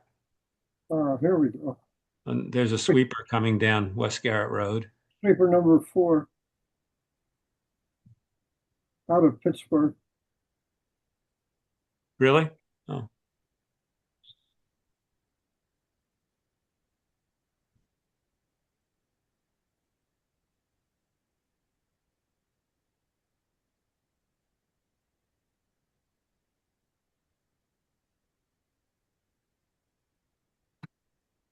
This is coming from Merwood inbound.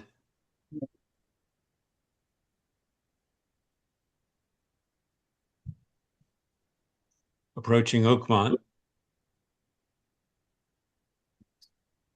7.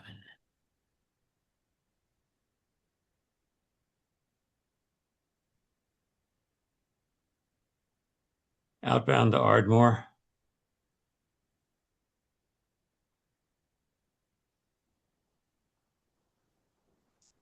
Ardmore Junction.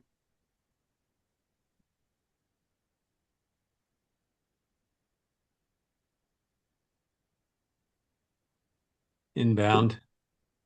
Heading towards the Wynwood Road Station.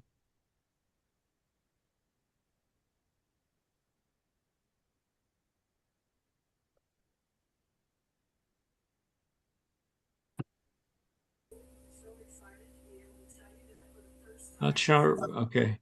That's passing the Beechwood substation, isn't it? Yeah. Right. Yeah. Got a nice load for a snowy day.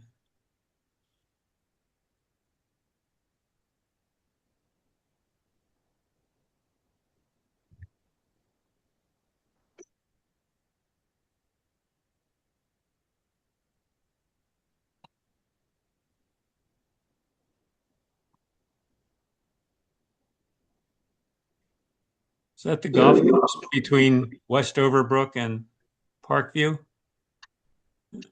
And on this is coming up the hill out of 69th Street towards Pennock Avenue.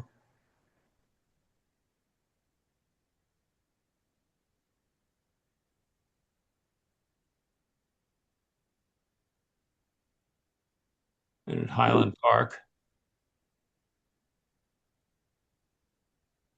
That's your old neighborhood, isn't it, Matt? Sure is. Yeah, he was going up after he passed Pennock. He was approaching Carroll Boulevard. Yeah.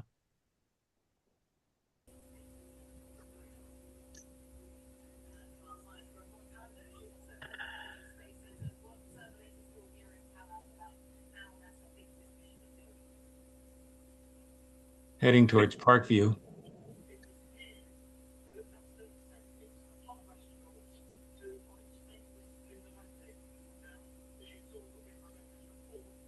That's Kirkland, isn't it? Yeah, I think so. Lanark Junction.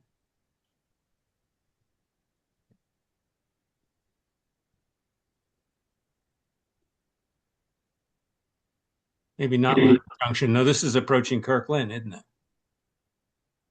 He's going down the hill to Kirkland in that spot. Yeah.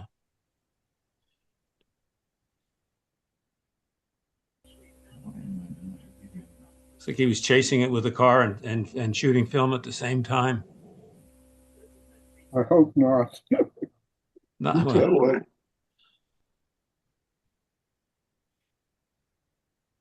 Crossing Township line.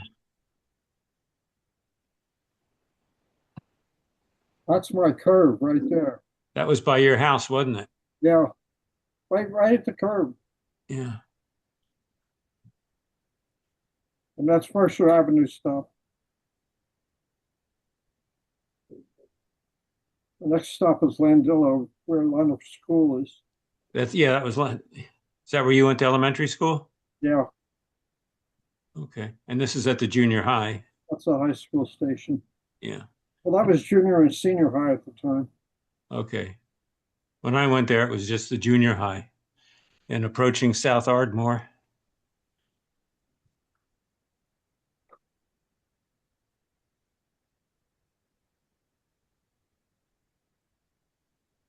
This may be some of the highest quality film of the Ardmore line that was ever shot. I believe Will died very prematurely, didn't he, Bill? Yeah. Yeah, he was less than 50, I think. The sweeper number 4 before it was painted yellow and had some of the windows blocked out. Okay.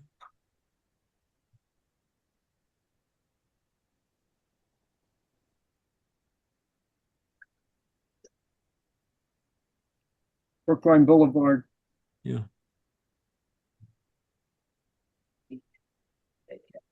One more.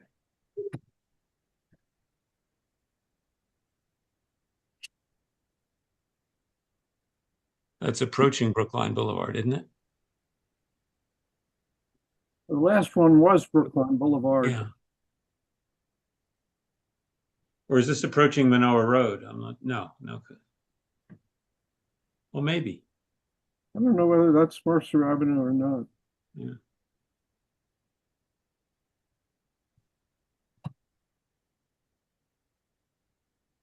That's Landillo.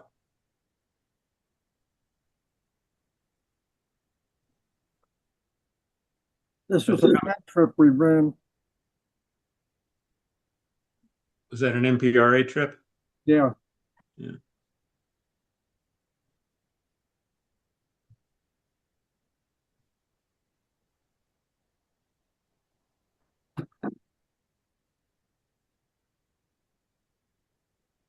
Past Merwood.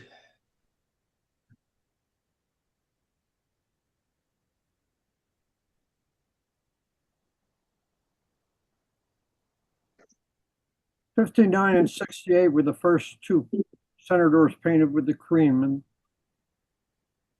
the cream in the front is different than the others. Passing Brookline Boulevard. Like,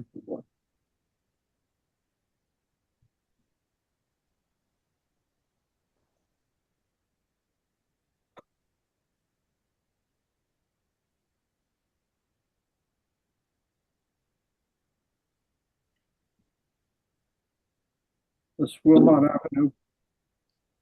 Yeah. Mercer Avenue. Landillo.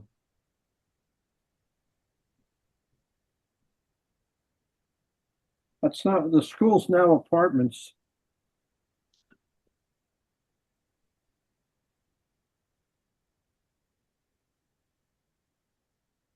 Westgate Hills. Yep.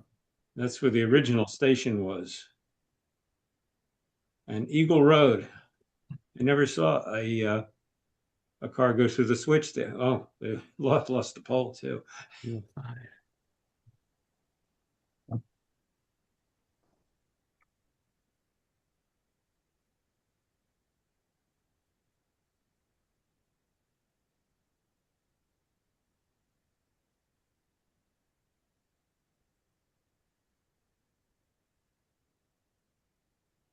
Okay, and that's coming down.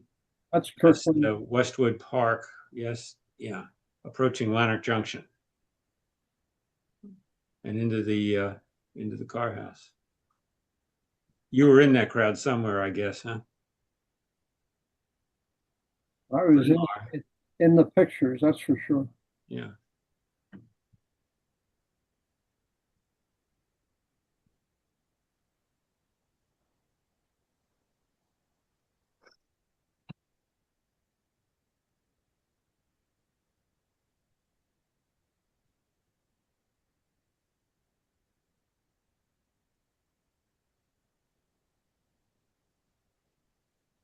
Dave Cope always referred to the Liberty Liners as the Boozer Cruiser because they had a bar on board.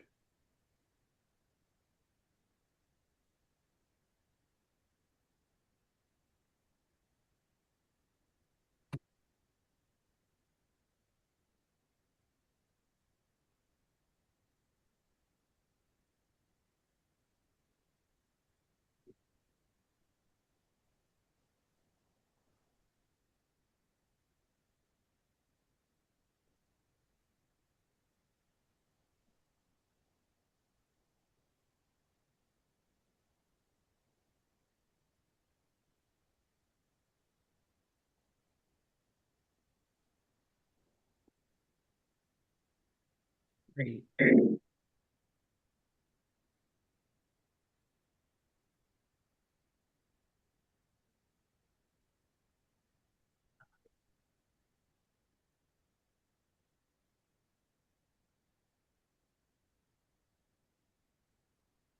Those cars had a very healthy appetite for power.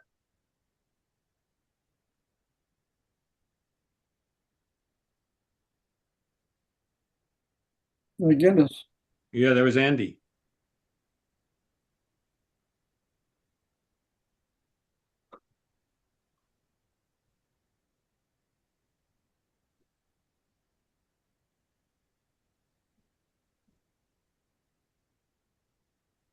That's it.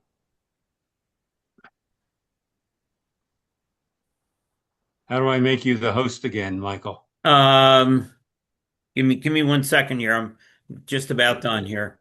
Okay. Just hang tight.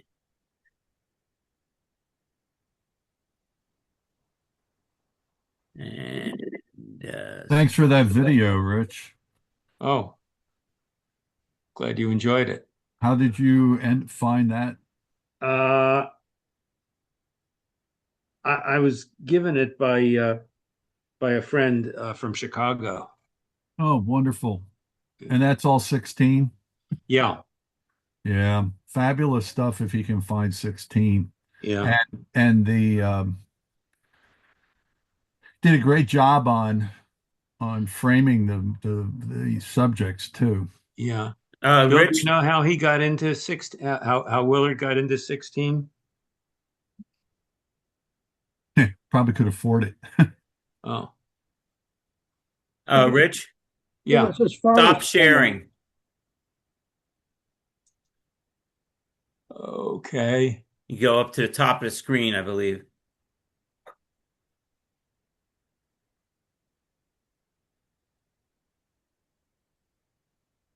There we go. The trip back was easier than the trip there. Okay. And Okay. Um, you see my picture on your screen, Rich? I see you. Okay, up in the top right, there's a little box that I have three dots. Ooh, When you move your cursor up there, you'll see it's next to the mute box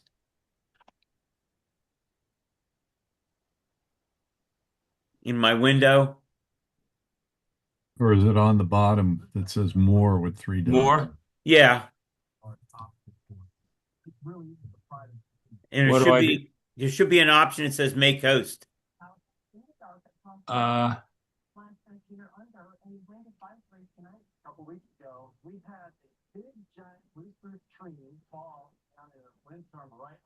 Hey, Doug, in the meantime, did you see my comment? I'm not seeing it, Michael. Yeah, I Um, did. I'm looking now. Oh, okay, thank you. Okay. Just trying to fill up some dead time. and Yeah. okay, it should like in my box, like when I'm watching here, I'm in gallery view. If I go up to the upper right, that's where I would click on and off mute. And then there's a box next to it that has three dots for like and more stuff. And that's where I went to make you host. And there should be a thing to make me host.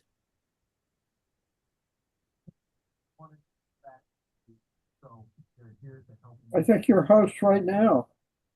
Let me see. Uh, nope, sharing's not turned on. I'm not the host.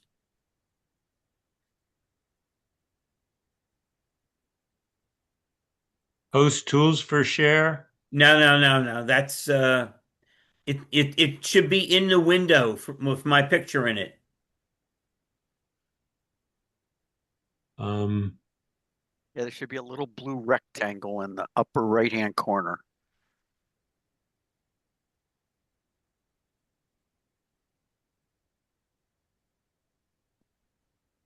a blue rectangle. When you move your cursor to the upper right corner, it'll appear. Maybe. Doesn't on mine. I'm not sure how to regain the host then. Is it important that you do? Yeah, because I'm trying to share my screen so everybody can see the winning slides. Wait, let's see. Yeah, it makes sense. Oh, wait. Make host. Yes, There you go. thank you. Okay. And where are we? Okay. Give me 1 second here and we'll be ready to go. Come on.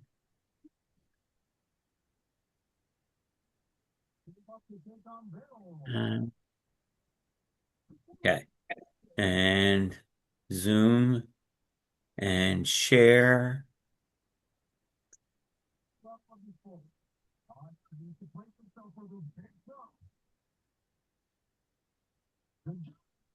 Double click.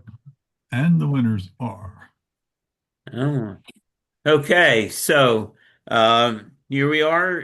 The first category, which was SEPTA, Steve Olson with the big and the small of it. Steve, want to talk a little bit about your winning shot there? You're muted, Steve.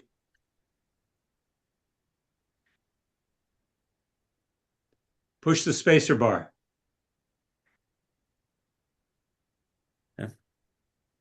Maybe I can unmute him then. I don't know. Got it. Okay, can you hear me now? Yep. Okay.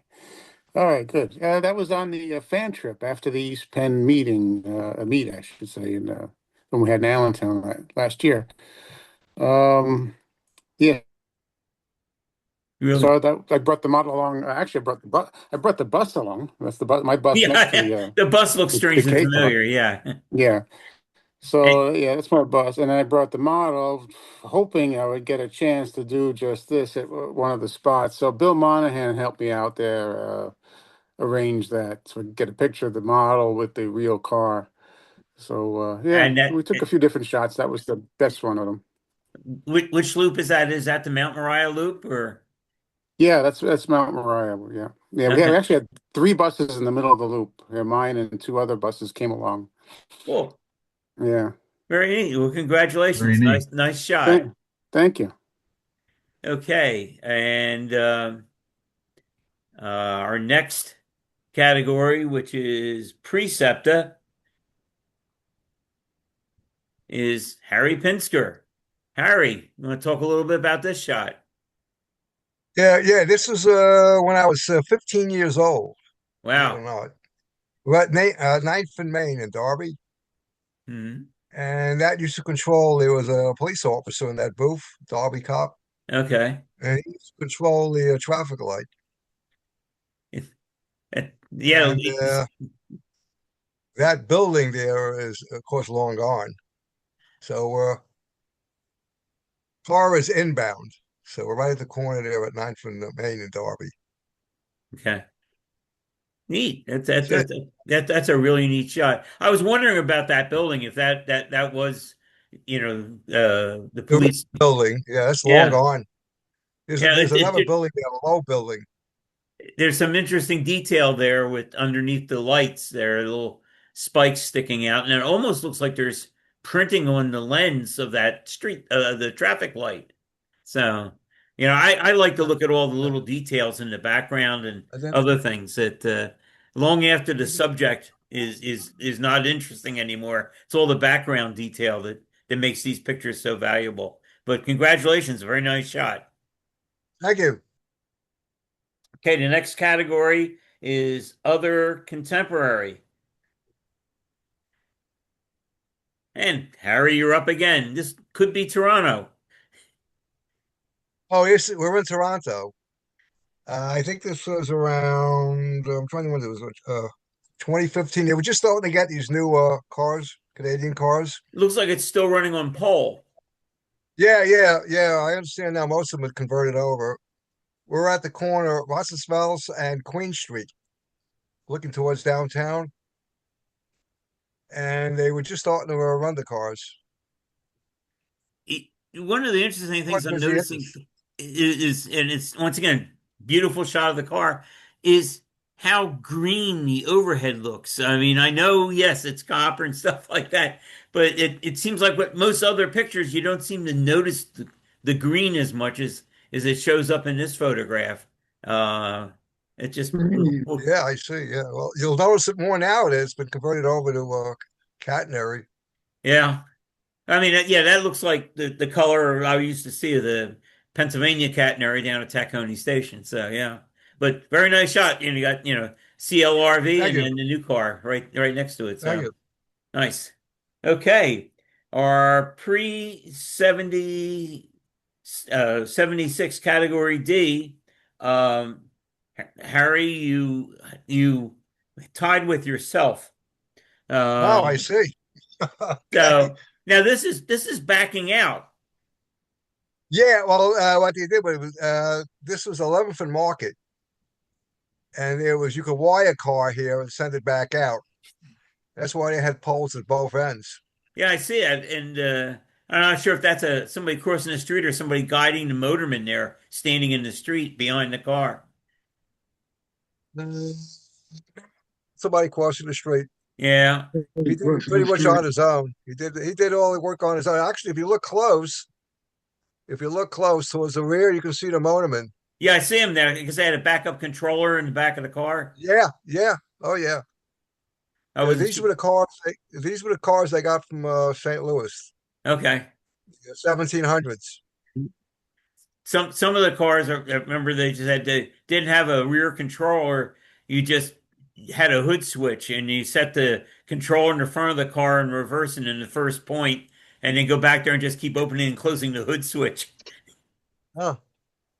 but I don't think they did that on PCCs. No. Yeah. If you notice underneath they were doing the BART was just about opened. So is that what the lane closed there? That was a temporary street. When the Huh. subway was finished, the idea plan was just to abandon the streetcars upstairs and just run them on the subway. But due to public pressure and everything, they decided to keep it and became the F line. Is that what the grading is in the foreground there? Yeah, Okay. Interesting. Very neat. yeah. And your other winner was this one. Oh yeah, yes. That was on a fan trip in 1974. I think there were three cars that they had for some reason they had to make a shuttle operation. They couldn't use a loop, so they Hmm. put a pole and they double. Actually, they made them double-ended cars. I This is was one of wondering them, about and that with the front pole on that. yeah, Huh. we're at the. This is called Simmons Loop. It's in the library. Okay. It's still the loop is gone now because there's no need for it anymore. This was taken in October of 1974. Neat. That's a nice sharp shot there. I'm Thank you. looking at that little character on the front of the car. It's like a police Oh, it's officer. Mr. Pat. Mr. Pat. Okay. Mr. Pat. Cool. Neat. All righty. Congrats again. Thank you. And in Furren, uh, no, wait a minute. No, wait a minute. That's wrong. Uh, excuse me. That's the winner. Sorry, I didn't delete another slide. That was a slide from last year, and Joe Basha had won last year. There's Doug. Doug, I was wondering whether since there was only two entries in night, whether you should have entered this in the night shot because it's a nice night shot. But you want to talk a little bit about it, Doug? Yeah, actually, when I saw the night category, I said, "Oh, I probably could have done this in night category," but I didn't even think of it. I just thought foreign. So, this is in Antalya, Turkey. Okay. Um, they have modern tram system all over the city. I never got to ride that. It just I got a couple pictures, but they didn't end up being good pictures, so I didn't consider doing those. This is a heritage tram. These cars came from like Bulgaria, someplace in Eastern Europe. Hmm. They originally ran, and they brought them here to run this heritage operation. Huh. Um, they were very hot inside because they're not air conditioned or anything. Oh, And they were very crowded because they seemed to be pretty popular. So neat. yeah. It's both cars powered, or is it one's a power and one's a trailer? Nah, I think the one's a trailer, Okay. so doesn't have a pantograph on it. So No, it doesn't, but I wasn't sure if there was a power jumper or something. Yeah. I'm not sure. Okay. Cool. Oh, very nice shot. Yeah. Okay. That was Fern. Snow, Harry, you're up again. When I was putting this in, I'm saying I'm seeing that shot. I'm seeing the World Trade Center. I'm saying this is the winning shot. I'm just thinking to myself starting off. Oh, That's probably why. you know, this was taken in January of 2001. Wow. 10 months later, they were gone. Yeah. We're on the Hudson Burger Line. This is the West Side branch. There's a station here called Garfield, just on the west side of Jersey City. So we're looking towards Manhattan, Well, it's a looking nice east. clear day, and it's nice you can It was a see. nice, clear January day. Yeah, not too cold. Yeah, but and then just a nice coating of snow to make things Yeah, nice. Yeah. just enough. Yep. Right. Very nice shot. Thank you. And this is me. This was 2018 out West Penn. That was, I believe, the inaugural. They had just brought out 832 from restoration, and this was their night ops. That one night they had the photo shoots out on the line, and there was a break in the action. It was sitting there, and Uh, that's just a neat scene by the old where they used to have their headquarters in the car barn there. It's just a nice spot, and it framed the car nicely. So, and that's just a sweet car. It's just great riding on that car. It rides real smooth, and they did a wonderful job restoring that car. Uh, One of the things I would love to work out in the model is the movable marker light on the roof that they have. Uh, that rotates, and there's like a knob inside the car that changes that, and it would be a neat thing to try to figure out how to make that work in O scale. So I'm not even going to think about HO, but anyhow, but that was that shot. So okay, next one is heavy rapid transit, and we have a tie between Chuck. So, Chuck, you want to talk about this slide? This is on the MBTA's Orange Line at Forest Hills. The highway is going overhead, and the train has, oh, I don't know, a couple of 100 yards to go before it reaches the end of the line. What's underneath it there? Um, yeah, another road. Okay, just a road. I wasn't sure. Yeah, it's not over any water or anything like No, that. I wasn't I think sure. there's a bus transfer there. Okay. Yeah, this Yeah. is at Forest Hills, which is pretty close to Arbor Way, so there's a lot of things going on. Yeah, the Yeah. green line, the Arbor Way line goes underneath there into their yard and their turnaround loop. Okay. And the buses go inside, the buses go underneath that L and go inside the building on the right. Okay. So I was wondering, it's just kind of really neat with the different levels in there. It looks really, really cool. A beautiful station. A shame we lost it. And there's a lot of things it's a shame we lost, unfortunately. Time moves on. And the other winner is Harry again. Uh, Yes. and that's a very familiar Well, site to that's anybody. Market Frankfurt L. Yep, over Lehigh. Those are one of the cars were brand new, and I think that's up on Huntington, Yeah, crossing over to Reading. over the Reading Yard there, yeah, or what's left Yeah, of it. yeah, yeah. I could never understand why they had to separate the Yeah, I both sides. wondered. I wanted to hear the story behind that bridge, as to why it's that way. Uh, but uh, but it's an interesting viewpoint, and yeah. I mean, I don't remember the L looking that immaculately clean. So I'm sorry. I grew up in Northeast Philly and took the L a I think lot. they just gave it a rehab. Yeah, yeah. So it's probably right after they rehab the L structure and Yeah, brand yeah, new yeah. It cars. was. So it's got that Yeah, squeaky this clean was. look to it. You know. Yeah. So this is for all those guys that don't want to weather their cars. They can just use this picture as an example. So, all right, It was that's slightly telephoto. So yeah, that's a nice shot. Nice shot. Thank you. thank you. The next one is Mainline Electric, and that's that's No, not that's you. not mine. No, That's that's by Jenny's. Ginny. Jenny, I'm sorry, I didn't change the thing. That's Jenny's. I'm sorry. Jenny, you want to talk a little bit about that? Excuse me for. That's the Broadway Limited westbound, taken from the Wynwood platform. And this was in the, I don't know, early 70s. You'll notice you've got jointed rail. In the center and Yeah, welded on the outside. that's right. Yeah. So, That's a great telephoto shot. I mean, it highlights the catenary, and you can also see, if you will, how rough the jointed rail is. uh, See, that's a westbound, right? yes, it is. Okay, so that's in the evening, like 6, 7 o'clock or so.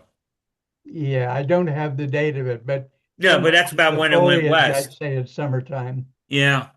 Well, judging by the foliage, but also, that's about the time that went through. And it would have to be June or July to be that lighty at that time of the day. Nice shot, boy. Catenary really looks great. Jenny thanks you. Yeah, thank her for the shot. I'm sorry I miscredited her. It will be corrected in the newsletter. Sorry. Uh, and Museum Heritage, outside the Orpheum Theater. Tell us about it, Yeah, Harry. yeah, we're right off Beale Street, famous Beale Street, and Mm. we're on the Main Street trolley. It had That's what only it said. opened for about a year. This was around October 1995. Okay. And the museum has been preserved. It is still in use. Unfortunately, most of the city has just died. There's nothing much left. And the trolley operation is shut down Hmm. last December. They were actually up to three routes. Oh, They had a and north-south line on Main Street. They had a belt line, and then they had a branch. And unfortunately, they ran out of money, and the cars are just no maintenance, so they just shut it down. Will it come back? No one knows. I'm kind of struck by how empty the street is of both cars, parked cars, and pedestrians. That Oh, maybe this that was on a Sunday. This was on a Sunday morning. okay. Well, that would explain it then. On the right is on your right, off the picture is Beale Street, Okay. which in the afternoon, evening gets pretty busy at Okay. that time. Hmm. No, it almost looked like this was a movie set, and they had gotten everything cleaned off to do their shots. So, Well, yeah, I was lucky there was no traffic or anything. So oh I'm sitting. no. There was like a little park. If I remember, I could just step up on. So Well, it was neat that, most of us would have just gotten right up to the car and got a shot of the car. I think it's neat that you came back and you got the theater in there as well. yeah, well, yeah, yeah, it did stand out even in person. It's beautiful theater. Yeah, love those old marquees and the signs. It would probably be neat with a night shot. I'm sure with the travel Uh, lights. I'm sure. I'm sure Elvis appeared there many times, being Memphis. Yes, but he has left the building. Yes. He's there. Yeah, he left it Yes. permanently. Yeah. Yes. Congratulations, Harry. Thank you. Thank you. And our last winner is Doug. And this is another one when I put it in, I said, there's your winning picture. I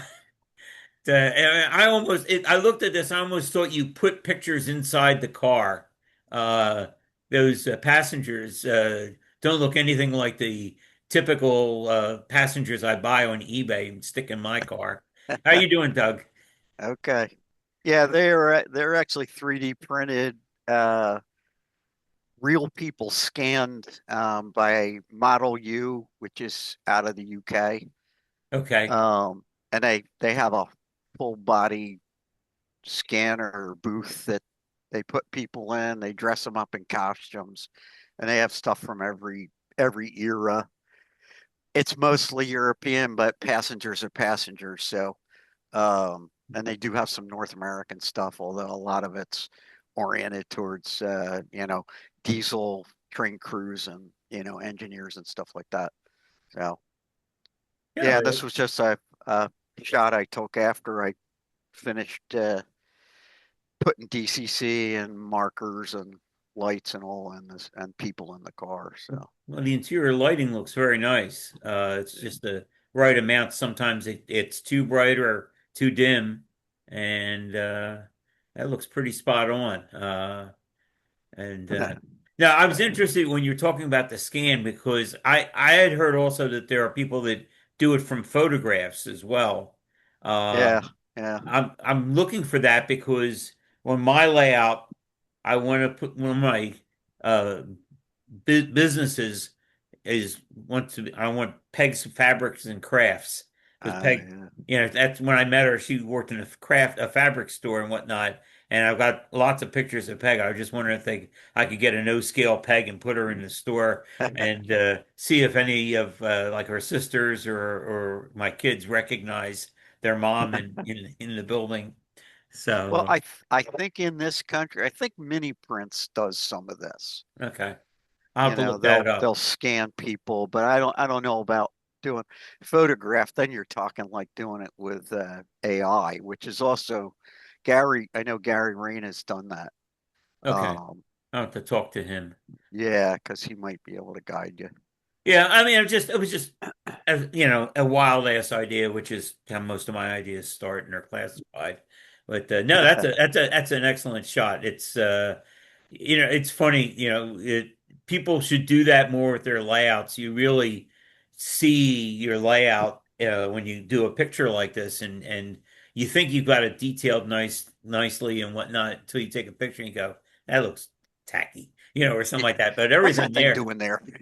No, but yeah, but I mean, Yeah. looking at the details, the printing on the window, some of the curtains and other stuff. All, it's the little things that really make the picture. And the pictures like this are a great modeling aid. So, anyhow, congratulations. Thank you. Thank you. Okay, and with that, I believe that's the end of our contest here. So, um, any any discussions, comments, or anything? Doug, Hi, could I ask you? This is Jenny, and I want to say how well you ran this whole thing, and I was really impressed how you went right from one category to the next and kept it going, and it was just very, very well organized, and I just wanted to make sure you realized how much we appreciate that. Well, I thank everybody for their contributions. You don't have a photo contest unless you have photos, and I thank everybody that participated, and with some really great pictures. I really appreciate the eye of many of the folks here who've taken those pictures. And as I said when Dick Short passed away, the photographs are where we get our info to start doing our modeling or when we're doing it. So if there weren't people taking those pictures and capturing those details, it would be very hard for us to build the models to the detail level that we do. So, yes, you can say this isn't modeling, but yes, it's the first step in modeling is looking at these photos. And I enjoy the background, the things that are in the background. That's where I go through the calendar photos and the back year calendar photos and just look at, what's on the sidewalk, what's the street sign look like, what's that drugstore sign look like, things like that, and try to capture that. And those are the things that make a difference. Um, there was a couple things, there were some little details uh, in some of these things. I just wanted to just for laughs and giggles wanted to talk about for a second here, and as soon as I can get myself out of slideshow and and show, yeah, there. Okay, there's a couple pictures. Yeah, this guy, and let me go back here, and maybe folks know, maybe they don't. Where are we at here? Share, share, share, share, share. Okay. Okay, in this picture here, what's this mailbox looking thing here on the Ed, do you know? That's your picture. The mailbox. This little yellow thing on the front of the car looks like a mailbox. Amsterdam had those on trolleys for many years. Maybe it's a mailbox. I was just wondering. I mean, I'm looking at They that. were mailboxes. They were mailboxes. Is that in Really? stock? Is that in Yeah. Stockholm? Ed? Ed, is that in Stockholm? Is he still here? Oh, Maybe not. I guess he's not there. Okay, well, that was one thing. The one of the other things I'm looking for here. Where was it at? Um, oh, it was up here. I think contemporary. No. That's precept. Looking. Not that one. No one. Oh, that's the one. Yeah, this one. Uh, about what year would you say this picture is? And the reason why I'm saying it is this is the Mattapan Ashmont No, one. that's Riverside. Yeah, Okay.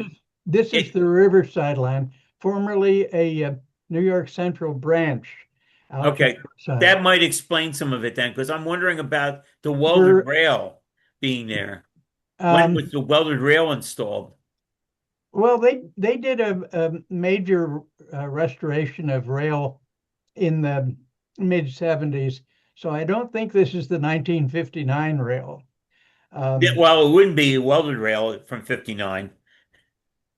yeah, they tore the whole thing up and laid new rail, and I'm going to guess around 76 or 77. Okay, because I'm thinking they're getting ready to use pan because they've already spaced out the hangers here on the cross the span wire here. They've got some insulators in there pushing the contact wire down like they did on Red Arrow when they were bringing the new LRVs in. So it that I've seen that on a couple of things. You know, just wondering about vintage of like I'm trying to look at details, the date, to put you in the vicinity of the date of something. Um, but that was just, just had some wild questions about some of that. You know that this car was assigned to the Riverside line because it had the uh, headlight above the Yeah, destination sign. yeah, The They city did, of Newton required that, I think. yeah. interesting. All right, all right. Just well, that was just, for laughs and giggles here. I got a question. If uh, I don't know who might recall on the picture of the L, Harry, the bridge over the Reading Yeah, yard. yeah. It seems to me, as a young child standing in the front window, that the grade up and over that bridge was much steeper. Did they raise the L or did they lower the bridge? That's a good question because they um hmm. It always seemed more like a roller coaster to me. Yeah, I kind of remember that too. And I'm just trying to get that picture up here in a second. Um Here it is. Boom. Okay, and then let me come on and Zoom meeting and share.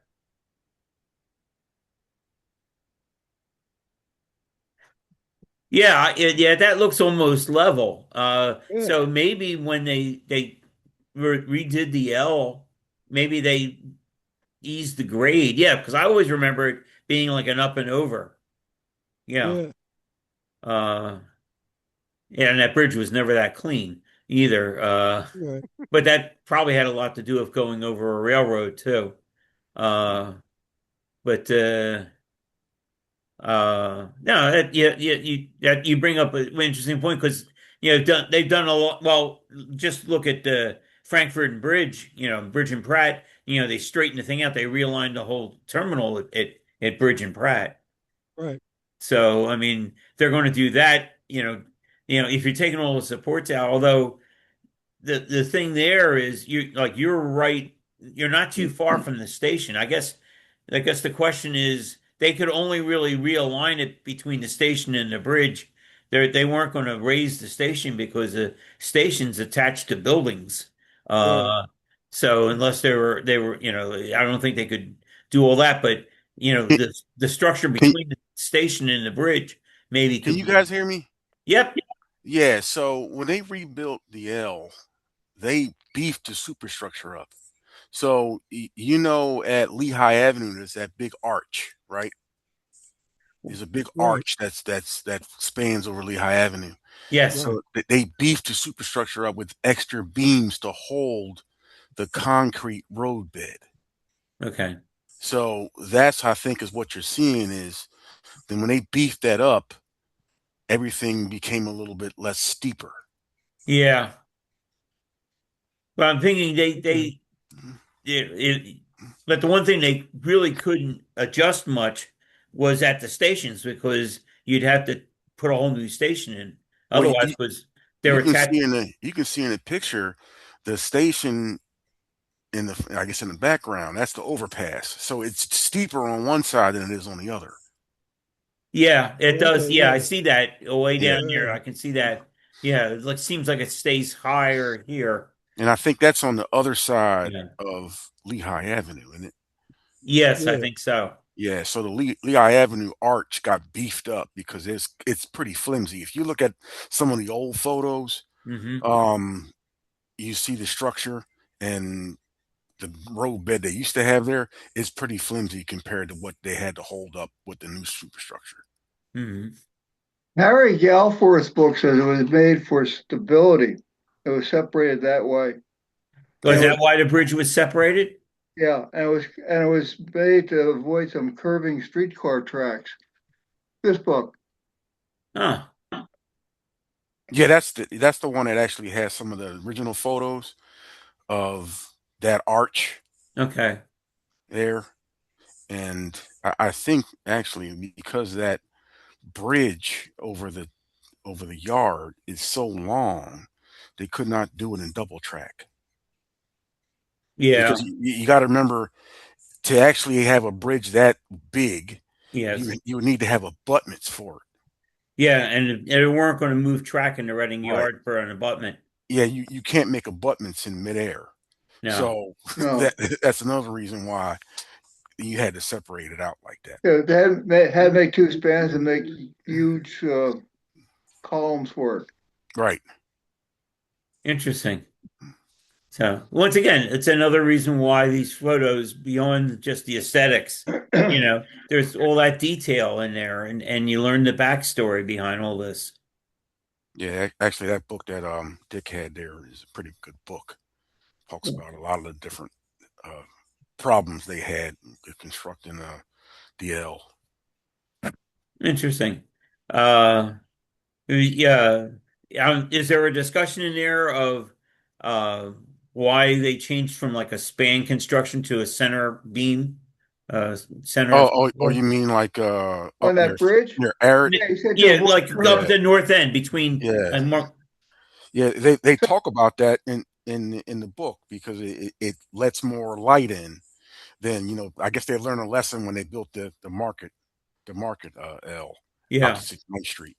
I think it's light. I also think it book says there's something about trolley tracks underneath too that are Yeah. curving. Okay. They Yeah. probably needed the space. Plus the street is a lot narrower up there too Yeah, it's narrower than it than is Market Street. in Yeah. Market Street. Yeah. So yeah, Market Street makes a longer span Right. across the highway there because there are trolley tracks under the Market Street elevated as well. Yeah, but Uh, you had those dead man poles that came down in the middle of the street. People keep on hitting. So yeah. I guess they must have learned their lesson. Yeah, but that was also an opportunity to park in the middle of the street too. You know, Yeah. it's a that was an optional parking spot.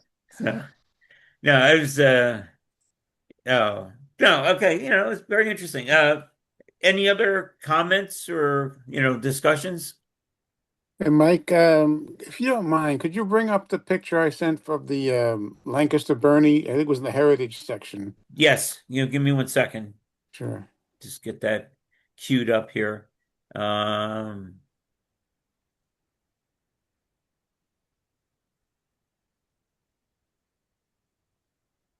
okay, okay. I'm going to Zoom, share. Come on. And yes, that's the Okay. one, right? Yeah, yeah. Anybody recognize the modem in there? I can't quite make them out. Uh, no, I recognize him. Yeah, he is. That's him. That's him. Steve, I was wondering whose photo that was. I'm like, I remember Yeah. that. Yeah, you were there. I was there. Yep, yep, yep. Thank Yeah, you. yeah, yeah, I'll be that's up all. there in I'll be up there in a few weeks. I want a couple of us from Baltimore help maintain the car. We sealed the roof right before it got cold, and then the weather turned cold. So we promised him this spring we'll go up and finish painting the roof. It's all prepped. The car runs. The car runs pretty well, in fact, but it just got to get up in a few weeks and get it painted before it gets brutally hot. I remember Fred Schneider was there that day too. He made an appearance that He day. was, yeah. Yeah, Fred, I, and my son Andrew. I think as most right. people, That's right. That's right. Yeah. yeah. And And then my, unfortunately, Fred passed away not too long ago. yeah. I know. Yeah. Yep, that was it. Just wanted to point that out. Yeah, that interesting. I was looking, was that like the five light cluster there up at the end of the wire here? Yeah, it's Yes. pretty neat. Yeah. Yeah. And so how long I'm not familiar. Where is this and what how long's the run and what? Mannheim, about 300 feet. Yep, 300 feet. about a Wow. block. Feet. Yeah, Little you can. block. Block. Yeah, you Oh can see wow. both ends. Where I'm standing, you can see both ends of the line. You just turn around. Oh wow. There's a screw in the controller that lets you only put you up to one or two notches. Do you go through resistors a lot? I have no No, idea. the The originals little thing lasted. like a garage at this end of the line.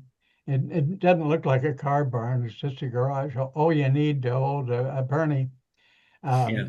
And I looked very carefully at this picture to see if that was Fred Schneider, and no, it wasn't, even though he sort of regarded that car as his own. That's Yep. neat. But Fred it's actually recruited me. They the original resistors finally gave out, oh boy, maybe 10 years ago, mhm. and they got new ones made. And when they were installing them, the crew that was installing them, when I was say dropped them, they didn't damage them, but all the taps fell out for the Ah. resistance. So Fred knew me, and he said, "Hey," and he knew I knew Ben Hershey, who restored the car, and his team many years ago, because my wife went to college at Millersville, a woman who's now my wife. Anyway, Fred got in touch with me and said, "Hey, would you want to do me a favor and see what you could find out?" So I went out. Him and my son Andrew was pretty young at the time, and we just went out with a meter and figured out where the taps were. Got the car running again. We actually pulled the plug so we could very briefly see that all the resistance points were right.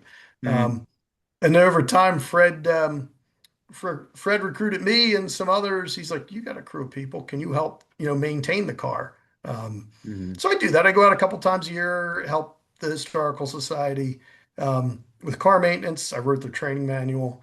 And then the 20th of September, they're doing a special 100th birthday with the car.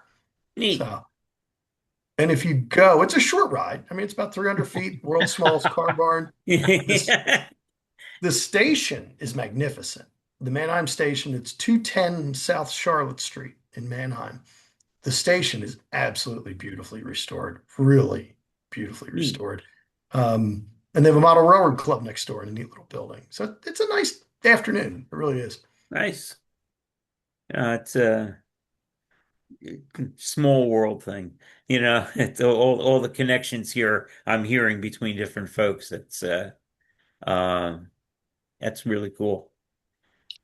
I had a couple questions for Rich Almond about his video if he's still on. I'm all right. What's Well, one, were you given an original film 16 millimeter and you converted it to digital yourself? no? I think Walter Keevil did, and Craig Knox edited it and improved it some, and I have a flash drive of it. Oh, okay. So they gave you a digital one already. Yeah. Also, I noticed there were a couple of fan trips, like Yep. guys that were getting on and off, and I'm kind of wondering if they were, if you know the dates or anything about them, if Richard Short might have been on any of them. Andy McGinnis was on the one. Well, the answer was your dad almost certainly was on it Evelyn, because he was on all the fan trips as far as I know, except when he was in the military. But if Bill Greenwood is still on, he would know the dates of the fan trip, or I can see if I can contact. I can I email don't it. see him on anymore. He may have left. Yeah, Okay. yeah. Because it's not decorated for it's No, not it the wasn't a last run. It was just a charter. right, Yeah, they only decorated for last runs, and right. the last run on the Ardmore line was in the middle of a snowstorm. Never got all the way to the end. No, it got as far as county line. They didn't clear off between county line and uh, um, Ardmore. Ardmore, yeah. Yeah, which was about Well, 10 more blocks. did they have a special run then, or it got snowed out and nobody did Well, anything? there was a last run. That was a two-car train of St. Louis cars that were the last run. It was a bitter cold, miserable night, and that was what, 66? I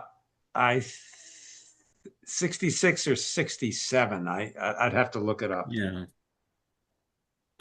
He's not on, and pardon me for some of the folks who know Bill better. Uh, is that the Bill Greenwood who was associated with the Lansdowne Theater pipe organ? Yeah. Okay, I should talk to him because Yeah. I was part of a group that would come out on Sundays and tune that organ and played Oh, it. okay. No, So if you have Bill's phone number or email, he'd love to. It will be a lengthy conversation, but you'll enjoy it. I think at that time he had an apartment that was right next to the Lansdowne Avenue station, and he had a couple of headlights or marker lights out He was a on big his collector porch. of artifacts. Yeah, and I remember going, this was when Larry Ferrari would be playing that organ on the Sunday Okay. show and recording some albums, and there was a small group of guys that came out and tuned it on Sundays. Um, and and then of course we just managed to play for a little while. But that was a wonderful organ, three manual Yeah. pipe organ, and it was I'm not sure if it's still there. I know the theater closed, and I thought Bill had to It's move reopened. yeah, but I think Bill had to move the organ somewhere, I think. And I lost track after that time. I stopped being as Yeah. active as an Yeah. organist as Well, then. contact him. He'll give you the whole tale. Oh, it'll be great memories. My friend at that time who got me into trolleys, Charlie Kolbick, who was an organist at our church, and him and I were buddies. And we went out together. We took the L to 69th Street, took the trolley to Lansdowne Avenue, and walked down to the theater. That was So, quite a trek.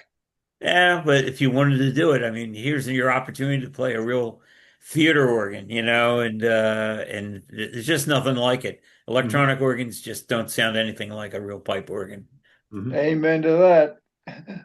There's an amazing correlation between organ fans and trolley fans. Yes. Yeah. I think Dave Garrow was a big organist. Yeah. Why And do you think that is? I think I don't know. We're The way God made it. That's it. yeah. The love of big machines. Yeah. Well, we had a theory when I was going to school that why do all engineers marry nurses? But because just about everybody in my class married a nurse. So, but no, it's funny how some of that stuff works out. But I don't know. It's maybe lovers of old, maybe things that people don't appreciate anymore. It's but no, I really enjoyed that time. That was a special time. We got to combine two great hobbies, playing music and riding streetcars. So okay, well, I'm BSing here now, and I think everybody might be wore out. I thank you very much. I thank everybody for contributing to the contest. I hope everybody enjoyed being part of it. Hope everybody either joins us in person or in Zoom next month over at Rich's. He's got a Wait, new. Yes. Yeah, just a question. Every time I go to one of these Zoom meetings, it says it's being recorded. Is that available on YouTube or where? It will be what I do is it gets converted to something that can be on YouTube, and then what I do is I send the link to Adam, and then Adam posts the link. Uh, this meeting, I remembered to record it. I actually set it Yeah. up for it to Okay. do it automatically.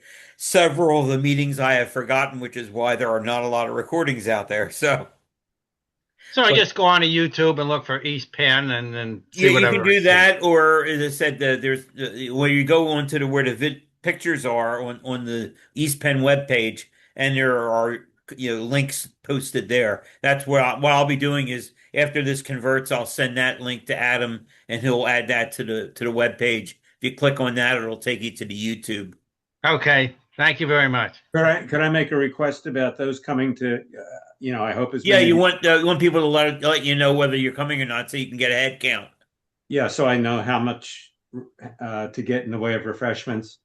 There will be another open house here the same day for the friends and neighbors in our 55 plus community.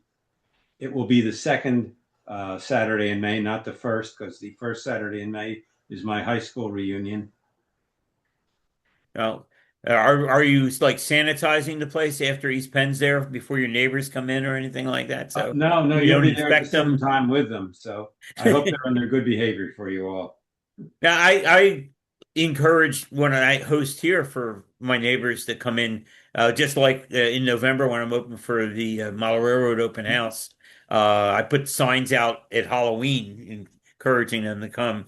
I always think that people wonder where's all that lumber going that's going in his front door. Am I building an ark in the basement or something? Is there a nuclear attack we don't know about that's coming? It's but I think their curiosity would get the best of them. But no, great. I will put that in the newsletter very prominently to please provide a head count. Let you know or me know or both. Send me a text or an email.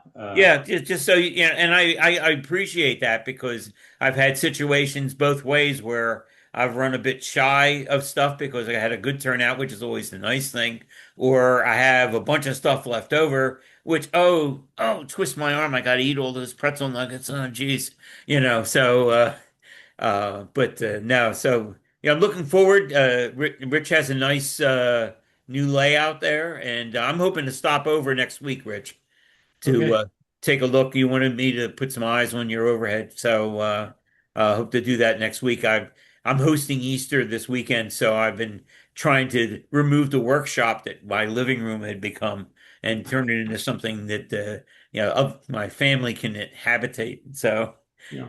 anyhow, Okay. so Just let me know when. So otherwise, I have to leave the key under the mat for you. no, it won't be it won't be like 3 o'clock in the morning with a beer can in my hand or anything like that. So, Okay. Do but you anyhow, know thank you. what Yes, time? What what, time was he hosting this? what, what are you doing? Like noon to 4 or something like that? Something like that. Yeah. Okay. It'll be in the newsletter, but usually our Saturday afternoons are like noon to 4, Okay. and that's going to be the time for mine in June as well. Yeah. Okay. I'm going to see if I can come out. And Great. I'm hoping to not have to get on the blue route and maybe find a more leisurely route to come. Saturdays are not as hectic as weekdays, but it's still hectic, which is a lower level hectic. Yeah. Well, Yeah. the Blue Route can be heavy with shorebound traffic on a Saturday, and also if there's a Phillies game. Yeah, it's true. Um, but yeah, there's different ways to get to riches. Yeah. That's why Google made maps. You Yeah. know, so I'm leaving the meeting. Good night, all. okay, and I'm gonna Okay. Good night. and everybody. I hope everybody has a happy Easter. Hope the Easter Bunny gives you lots of chocolates. So Thanks, everybody. Yeah. okay, Happy Easter. have a good night, everybody. Good Take night. care. Good night, all. Thank you. Great job. Thank you. Yeah. I Great can't. meeting, Mike.